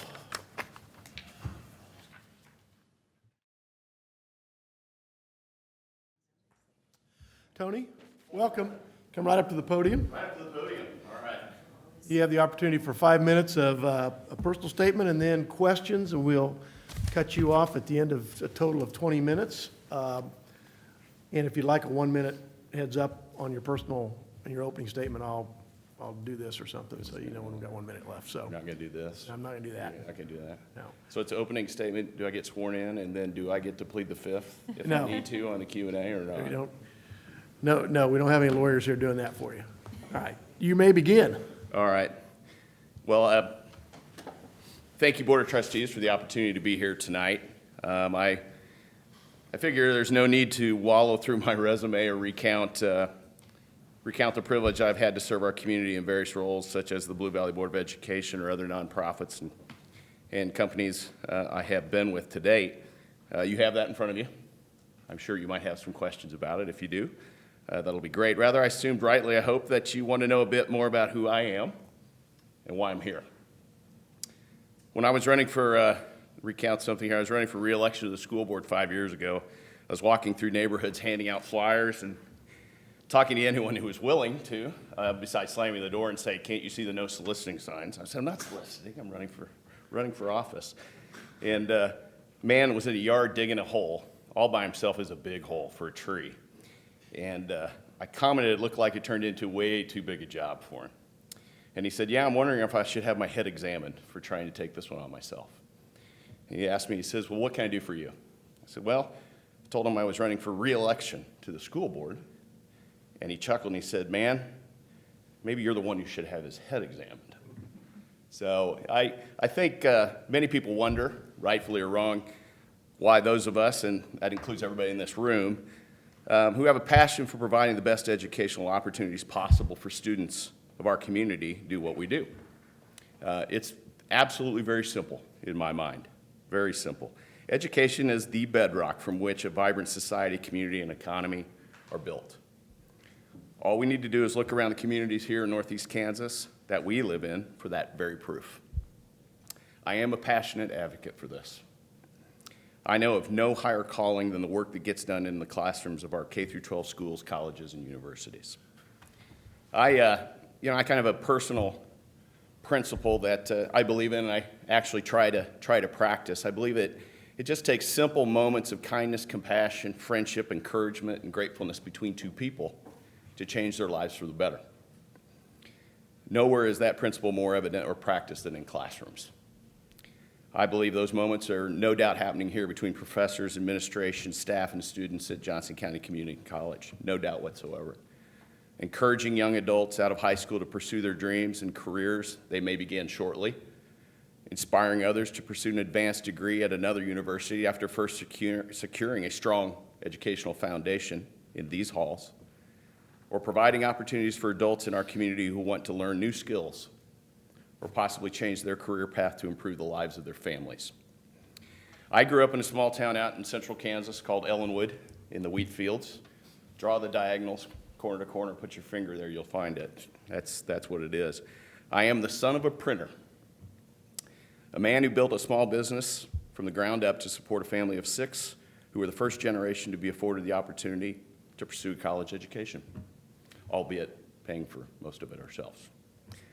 But that college career began for me when I was still a senior in high school. Computers were brand new back then. Apple IIe, if you remember, the first IBM PCs. There wasn't much you could get them to do, but it was fun to program and to work that way. My high school teacher was learning computers at the same time as we were, so we ran out of bandwidth pretty quick. And he said, "You're going to need to go find someplace else to keep going on this. You're a junior. I'm done. You can't teach the class here." And I found that in Barton County Community College and enrolled in programming courses there my junior and senior years at night after continuing my high school education during the day. I was curious about computers, where I was going to go. But, in hindsight, which is a great gift we all get after a long life of learning, I look back at those formative years and even the nights I was in that classroom with college kids, and I realized how that experience of the rigor of a college course, the requirement of dedicated study that frankly wasn't there in high school, was going to do it. And more importantly, I think it helped me build confidence in myself as a young man. I've gone on to pursue things I never thought I would do to that. So I have no burning issues that need to be addressed. I'm not here to address any burning issues or do this. I believe what is done here is a service to our community and to my family and to your families. I am a passionate advocate for education for the young and not so young in our community. I've dedicated my time and my talent and my treasure to this, and I'm going to continue to do that regardless of the outcome tonight in our community. So I thank you for your time, but above all, I want to thank you, the Board of Trustees, and everyone here at Johnson County Community College for what you do for all the people in this community. I believe you are changing people's lives every day for the better. Thank you. Thank you, Tony. I'll take the first question, and you touched on it, but describe your overall philosophy about education and the role it plays, and then how does a community college fit into that, and how would you as a trustee fit into that philosophy? Okay. Well, I kind of started on it. I believe it's the absolute bedrock of a personal learning and a personal life, but that translates to the community.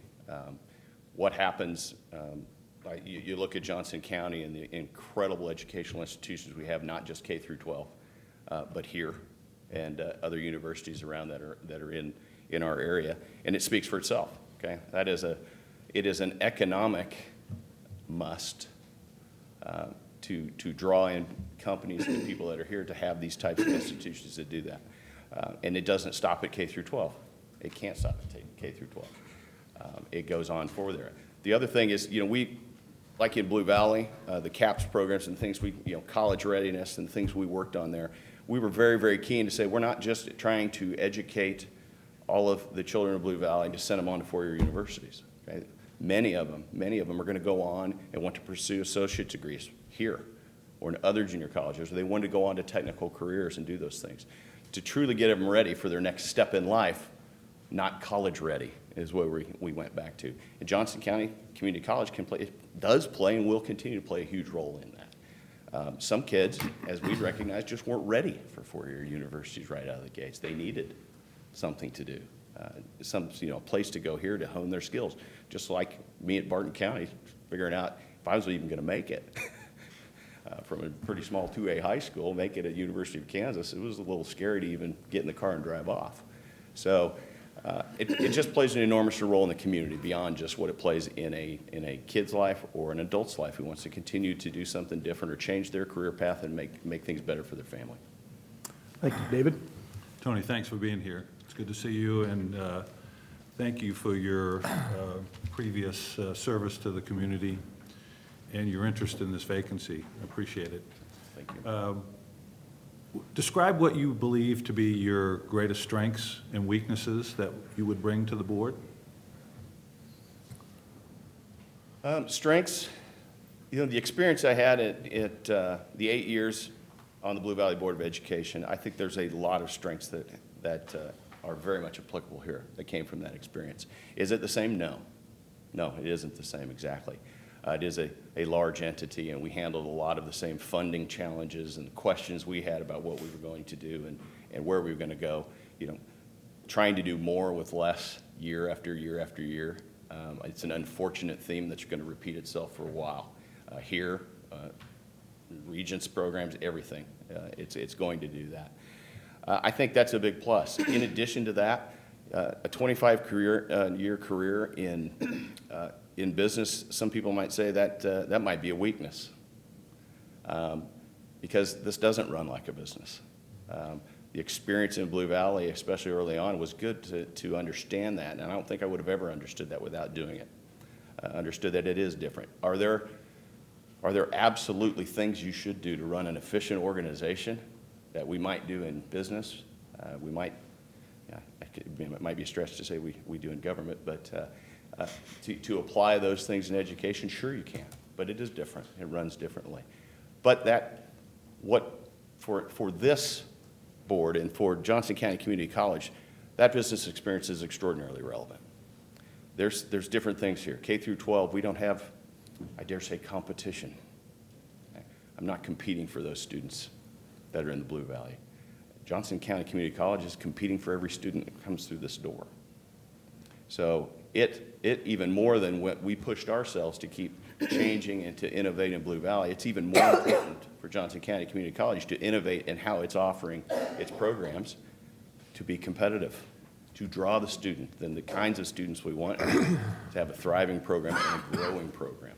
So that experience out there day in and day out, innovating, whether you're innovating products or services or doing things in business, is absolutely, I'd argue, even more applicable here than it is before. Weaknesses. I'd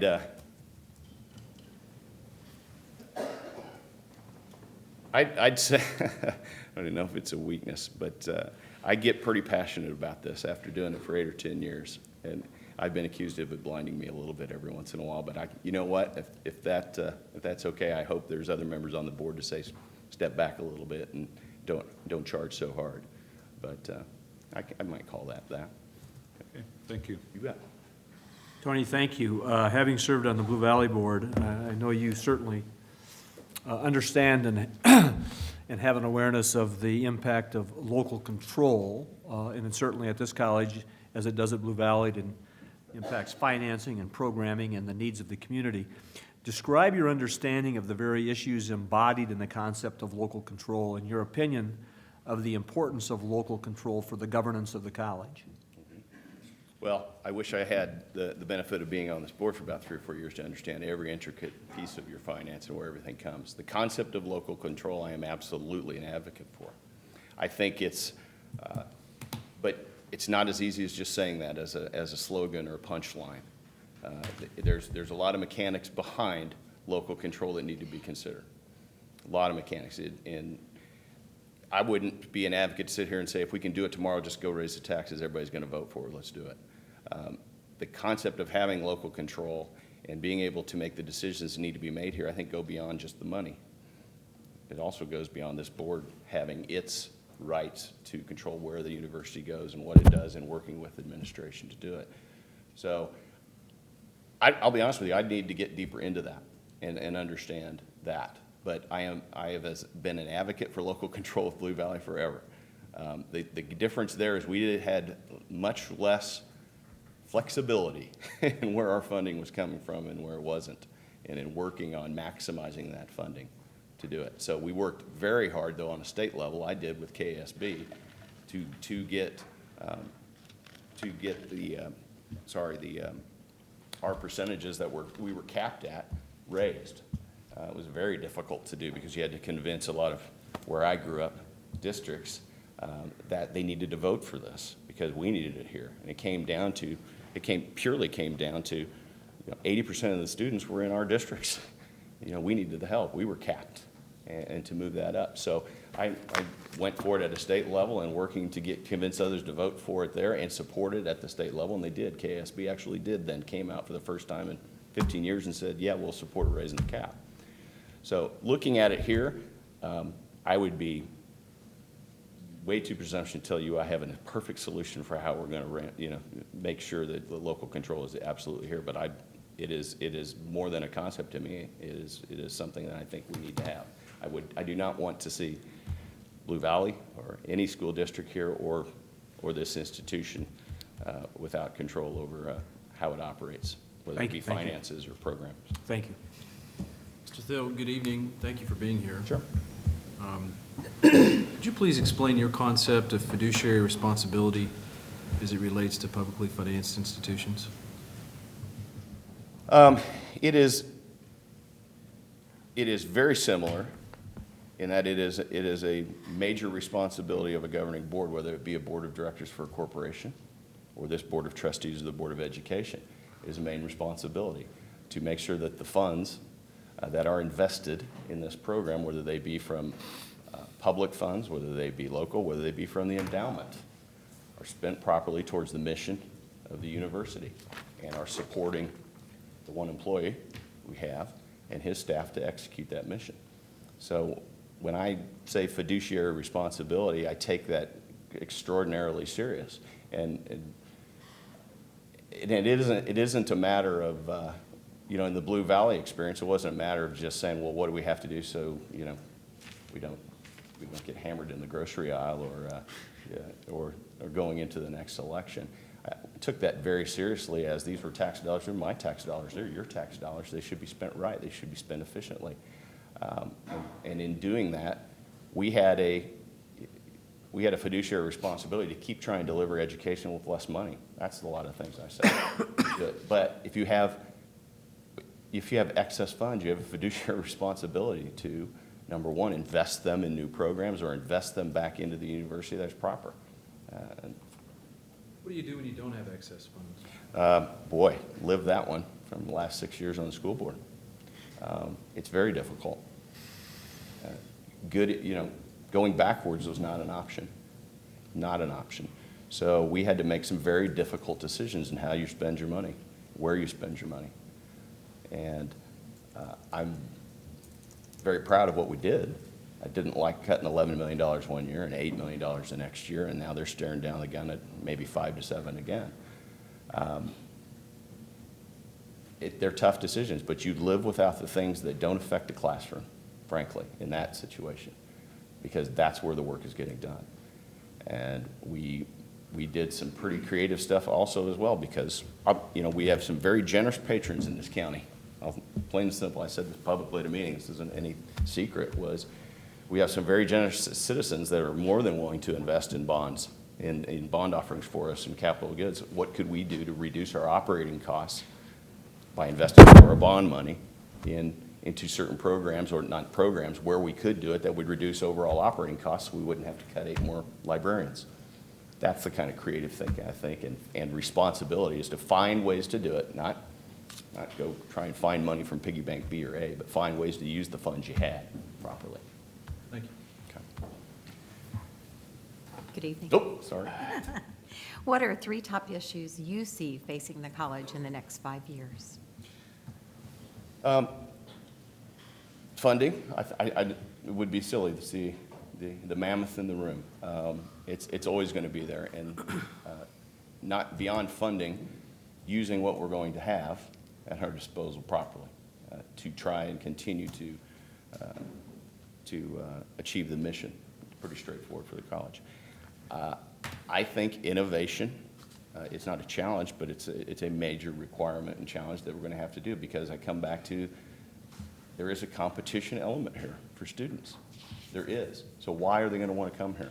And these are all going to be intertwined, right? Because we don't have an extra, $20 million to just go create something really wonderful that every student's going to want to come and at least spend a couple of years here. That's going to be the challenge. It's going to be part and parcel, but it's not an either or. It can't be an either or. So the challenge is going to be, how do we innovate inside of the restraints and the resources that we're going to have at our disposal to do that? I think that's a huge challenge. It cannot be understated. The other, and I think that's maybe in tradition, and this is just me thinking, okay? I don't have the benefit of your years of experience sitting here, but I would think the way education can be delivered over the internet, the way it can be delivered in some different ways, part and parcel maybe to the innovative side of it, that just puts an exclamation point on how difficult it's going to be to draw in. If I can educate myself online from the University of Ho Chi Minh City effectively, how are we going to compete there? So that's more back to competition, innovation, competition, and using the resources we have very wisely. Discuss your understanding of the responsibilities of a board member, both as an individual and as a member of the group. Well, I'm a huge believer in debate, discourse, and discussion. I think a lot of times, pick any board, I think a lot of times that doesn't happen. I think it can be confused with somebody trying to bully or push a burning issue to do that, and it shouldn't be. We should have that. I think the responsibility of this board, or the responsibility of Blue Valley, was very straightforward. We were supposed to challenge. We were supposed to ask questions. We were supposed to bring our experiences to bear to make them think more about that direction. And you have to have that. One person said to me, well, really our whole job is just to get to consensus. And I said, that's just silly.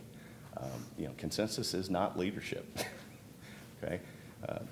Having good discourse, having good debate shouldn't be 12-0 on every vote. It doesn't need to be. Consensus, to me, is, or even more important, it's more important to have consensus after, okay, we've had good, vigorous debate, we've come down to this, we've voted, we passed it. The consensus then needs to be, let's get together and go implement it, whether you voted for it or against it. That's where we have to find consensus to execute, although it happens a lot. So the board, to me, and at Blue Valley, I was very specific about this. The board has one employee. The board has one employee. And I think this board exists in similar fashion. The fiduciary responsibility is very important because there's multiple people that are helping fund this institution. We have a job to make sure that that's getting done right. We need to supervise our one employee, and legally there are certain things we need to do, I would assume, that are similar to Blue Valley when it comes to statute. But the other, most important to me, there's the policy and the process, but is to challenge, is to question, is to debate. Is this, you bring that idea to the board, here's where I want to go, we should be working through that with you. But we absolutely should not be going beyond and trying to get involved in how the university is operating, getting involved in department works, doing those things. That's just huge for me. That makes for a very ineffective board, and you don't have to look too far, a couple hundred miles any other way, to see how that doesn't work so well in certain places. Tony, thank you. We're at the end of our 20 minutes. Very much appreciate you coming in.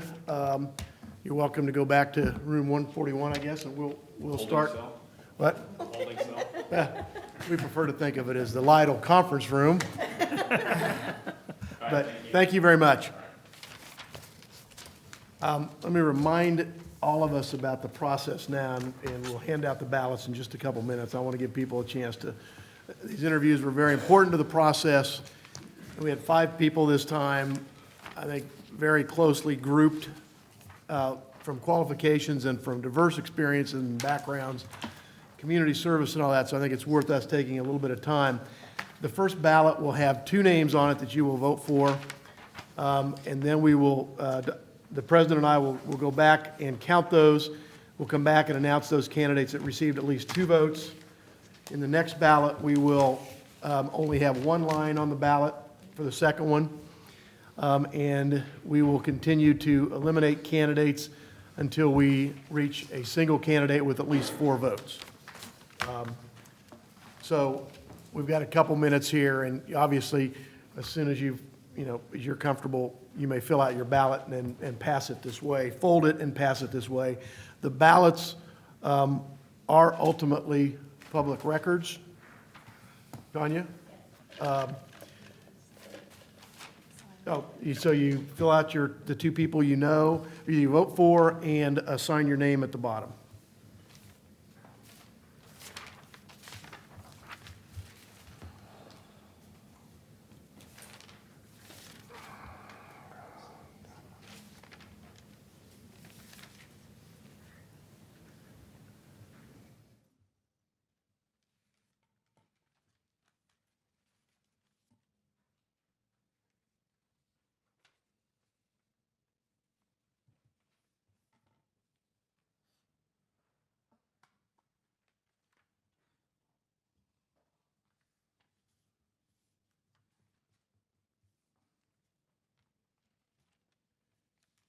While trustees are thinking about this, I'll just explain, I think, on behalf of the other members of the board who've been through this, this is one of the more difficult things we do when we adopt policies or budgets or, student honor code things. There's always an opportunity to have an intellectual argument about one side or the other.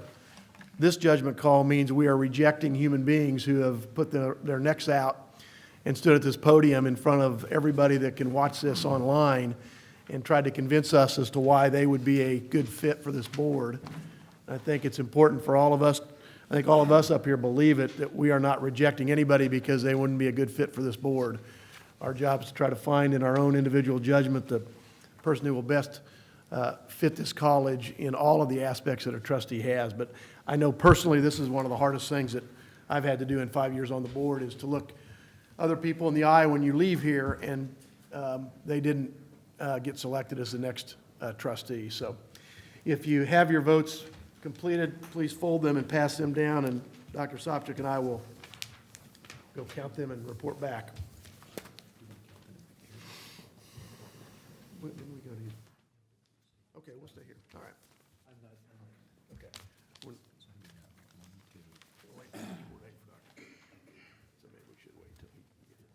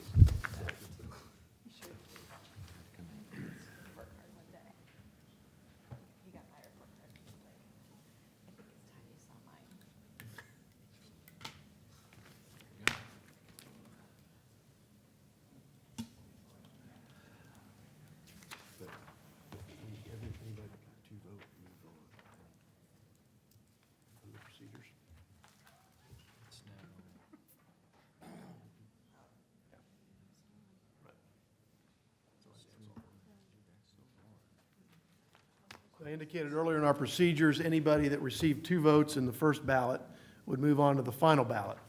We have 4 candidates that received at least 2 votes, so we will move on with, you'll be able to cast 1 vote for either Bobby Love, Melody Rail, Henry Sindade, or Tony Till. You'll now get a ballot with just 1 spot on it.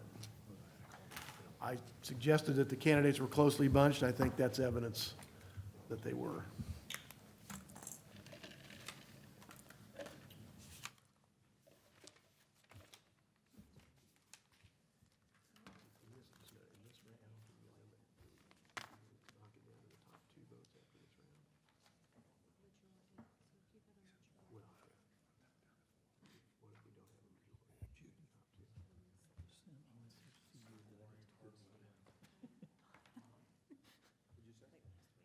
Says I'm at this meeting.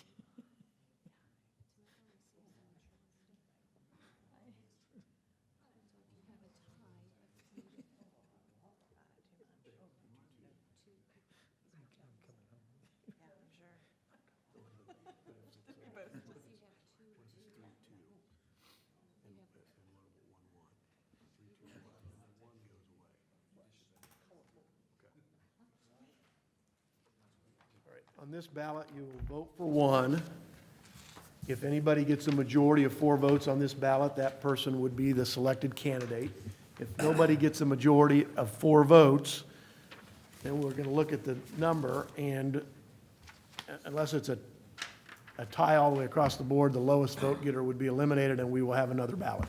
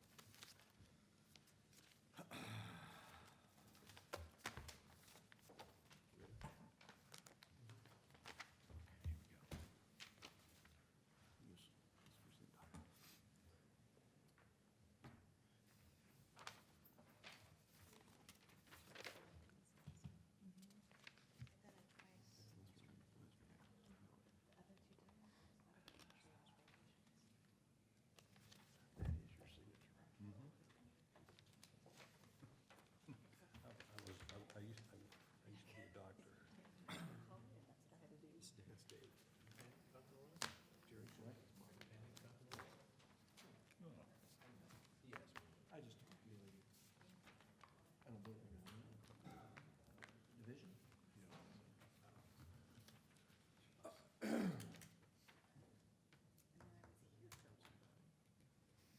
Because I think you have to have some breaks.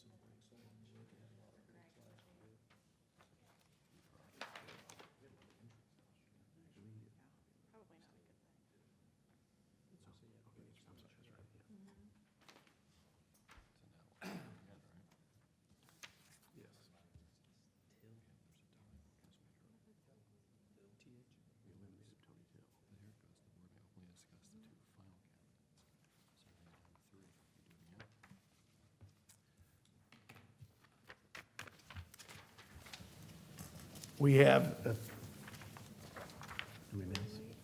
a 3-way tie. Tony Till will be eliminated from the next ballot. I know Mr. Paulsik is here, and I'm sure all of us can figure out with a 3-way tie with 6 candidates or 6 people voting, it must be 2-2-2. I think what we'll do is have one more ballot and see if that changes anything, and if not, then we will see if we needed some board consideration or discussion among the 3 candidates, who are Melody Rail, Henry Sindade, and Bobby Love. Does that make sense? We haven't played this scenario out all the way. So.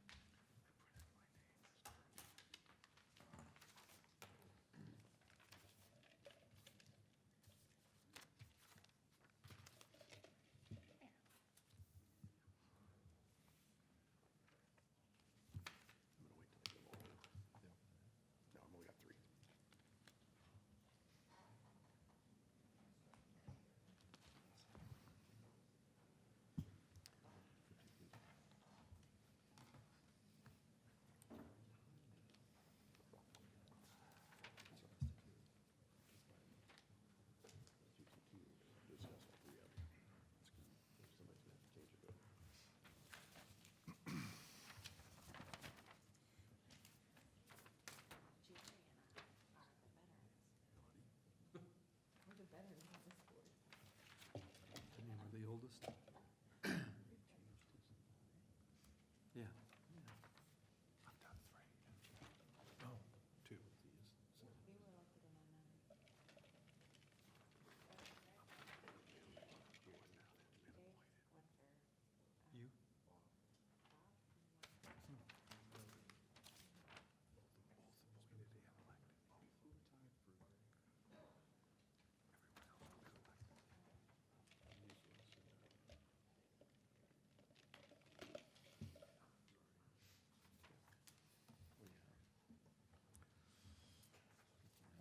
Following that ballot, the surviving two candidates are Melody Rail and Henry Sandate.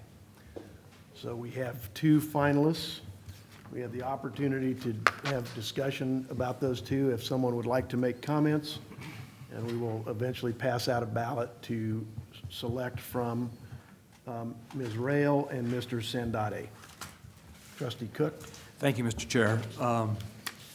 I came on the board with Melody Rail, and I think Melody certainly has a lot of outstanding qualities and experience, but I also believe that we're at the point where this board and this college need to take a serious look at the developing population of diversity in the county. I'm very disappointed that we didn't move Bobby Love along, but that's the result of the vote. While I have the highest regard for both of these candidates, and in fact, all five that came before us tonight, I concur with Chairman Musil that this is a really difficult position. I think Stephanie and I have done this now a few times, more than the rest, and it's always difficult, as you said, Trustee Musil, to look somebody in the eye and say that they weren't the chosen one when we have such an outstanding field.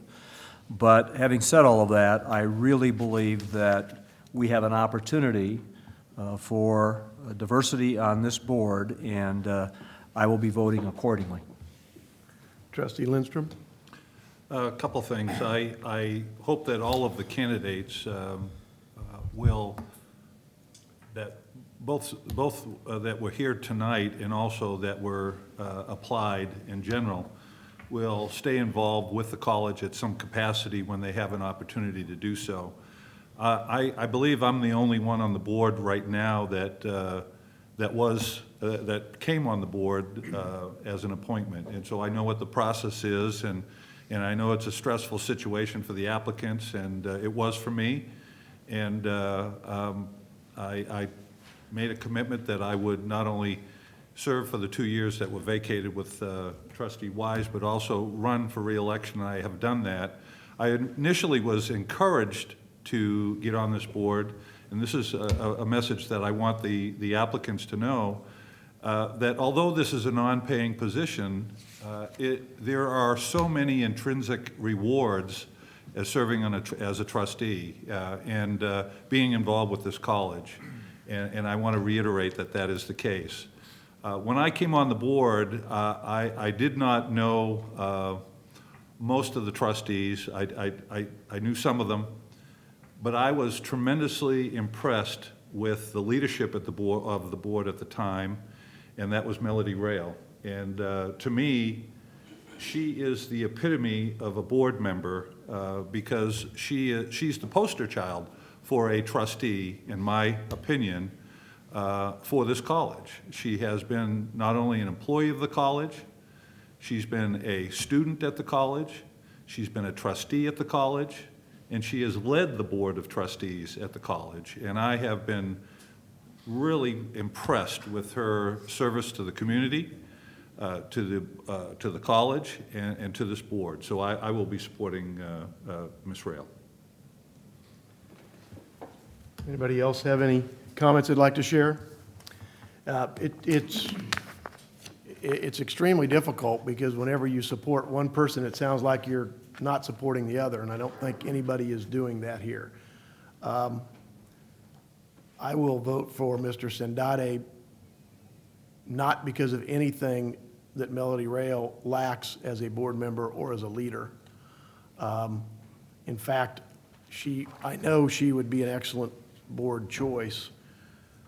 I am impressed with all of the stories tonight about people who started in families that had little or nothing and made themselves into successful lawyers, successful insurance agents, successful pastors, because it is part of not only America, but it's part of this county, and the entrepreneurial spirit that's here, and the love of education that you saw from all 5 of them.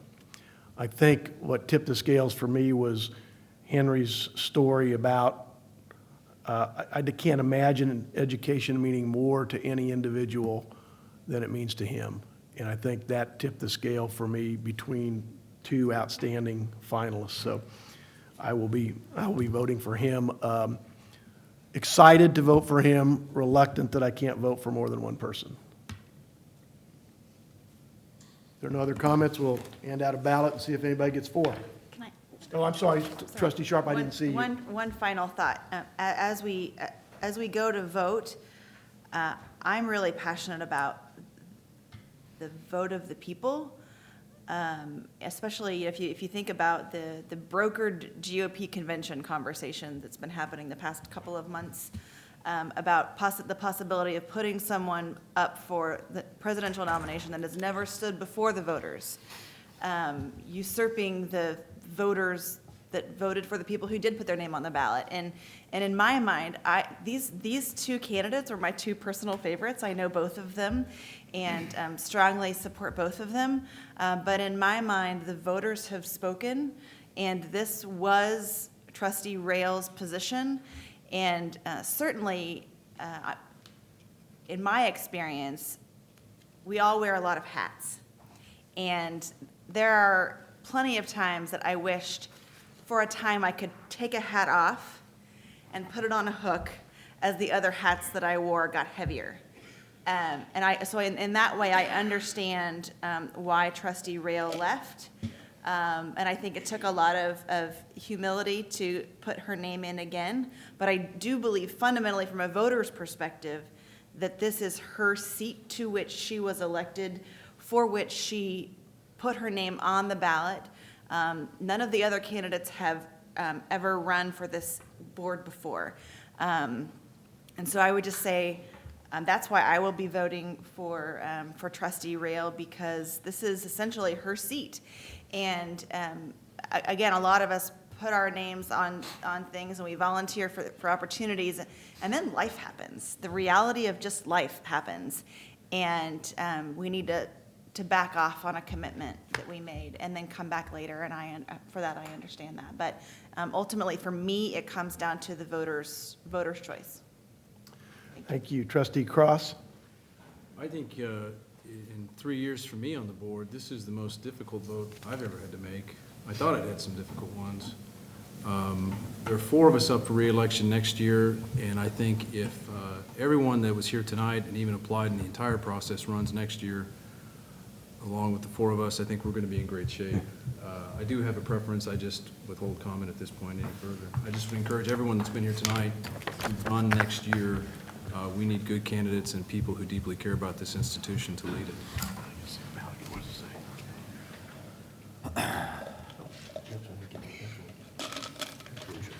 All right. I'm going to hand out another ballot. The choices are Melody Rail and Henry Sindade.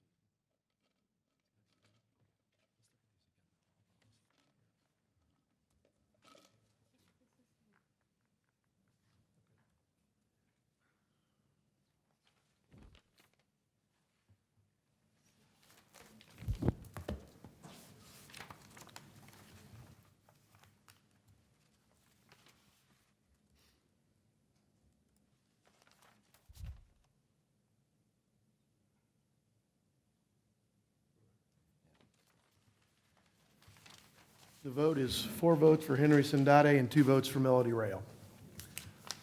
I would entertain a motion to appoint and elect Henry Sindate to fill the unexpired term of Bob Drummond as trustee of the board of Johnson County Community College. So moved. Second? Is there any discussion? Any discussion? All those in favor say aye. Aye. Opposed? No. Motion carries unanimously. Thank you all for, trustees, for your consideration of this. Thank you in the audience. Very hard decisions from very good people, which is not unusual in this county. We'll look forward to everybody coming back to our next meeting, and Henry will start on July 1, 2016. Do we have a motion to adjourn? So moved. Second? Moved and seconded. All in favor say yes. Yes. Opposed, no. Motion carries. We are adjourned.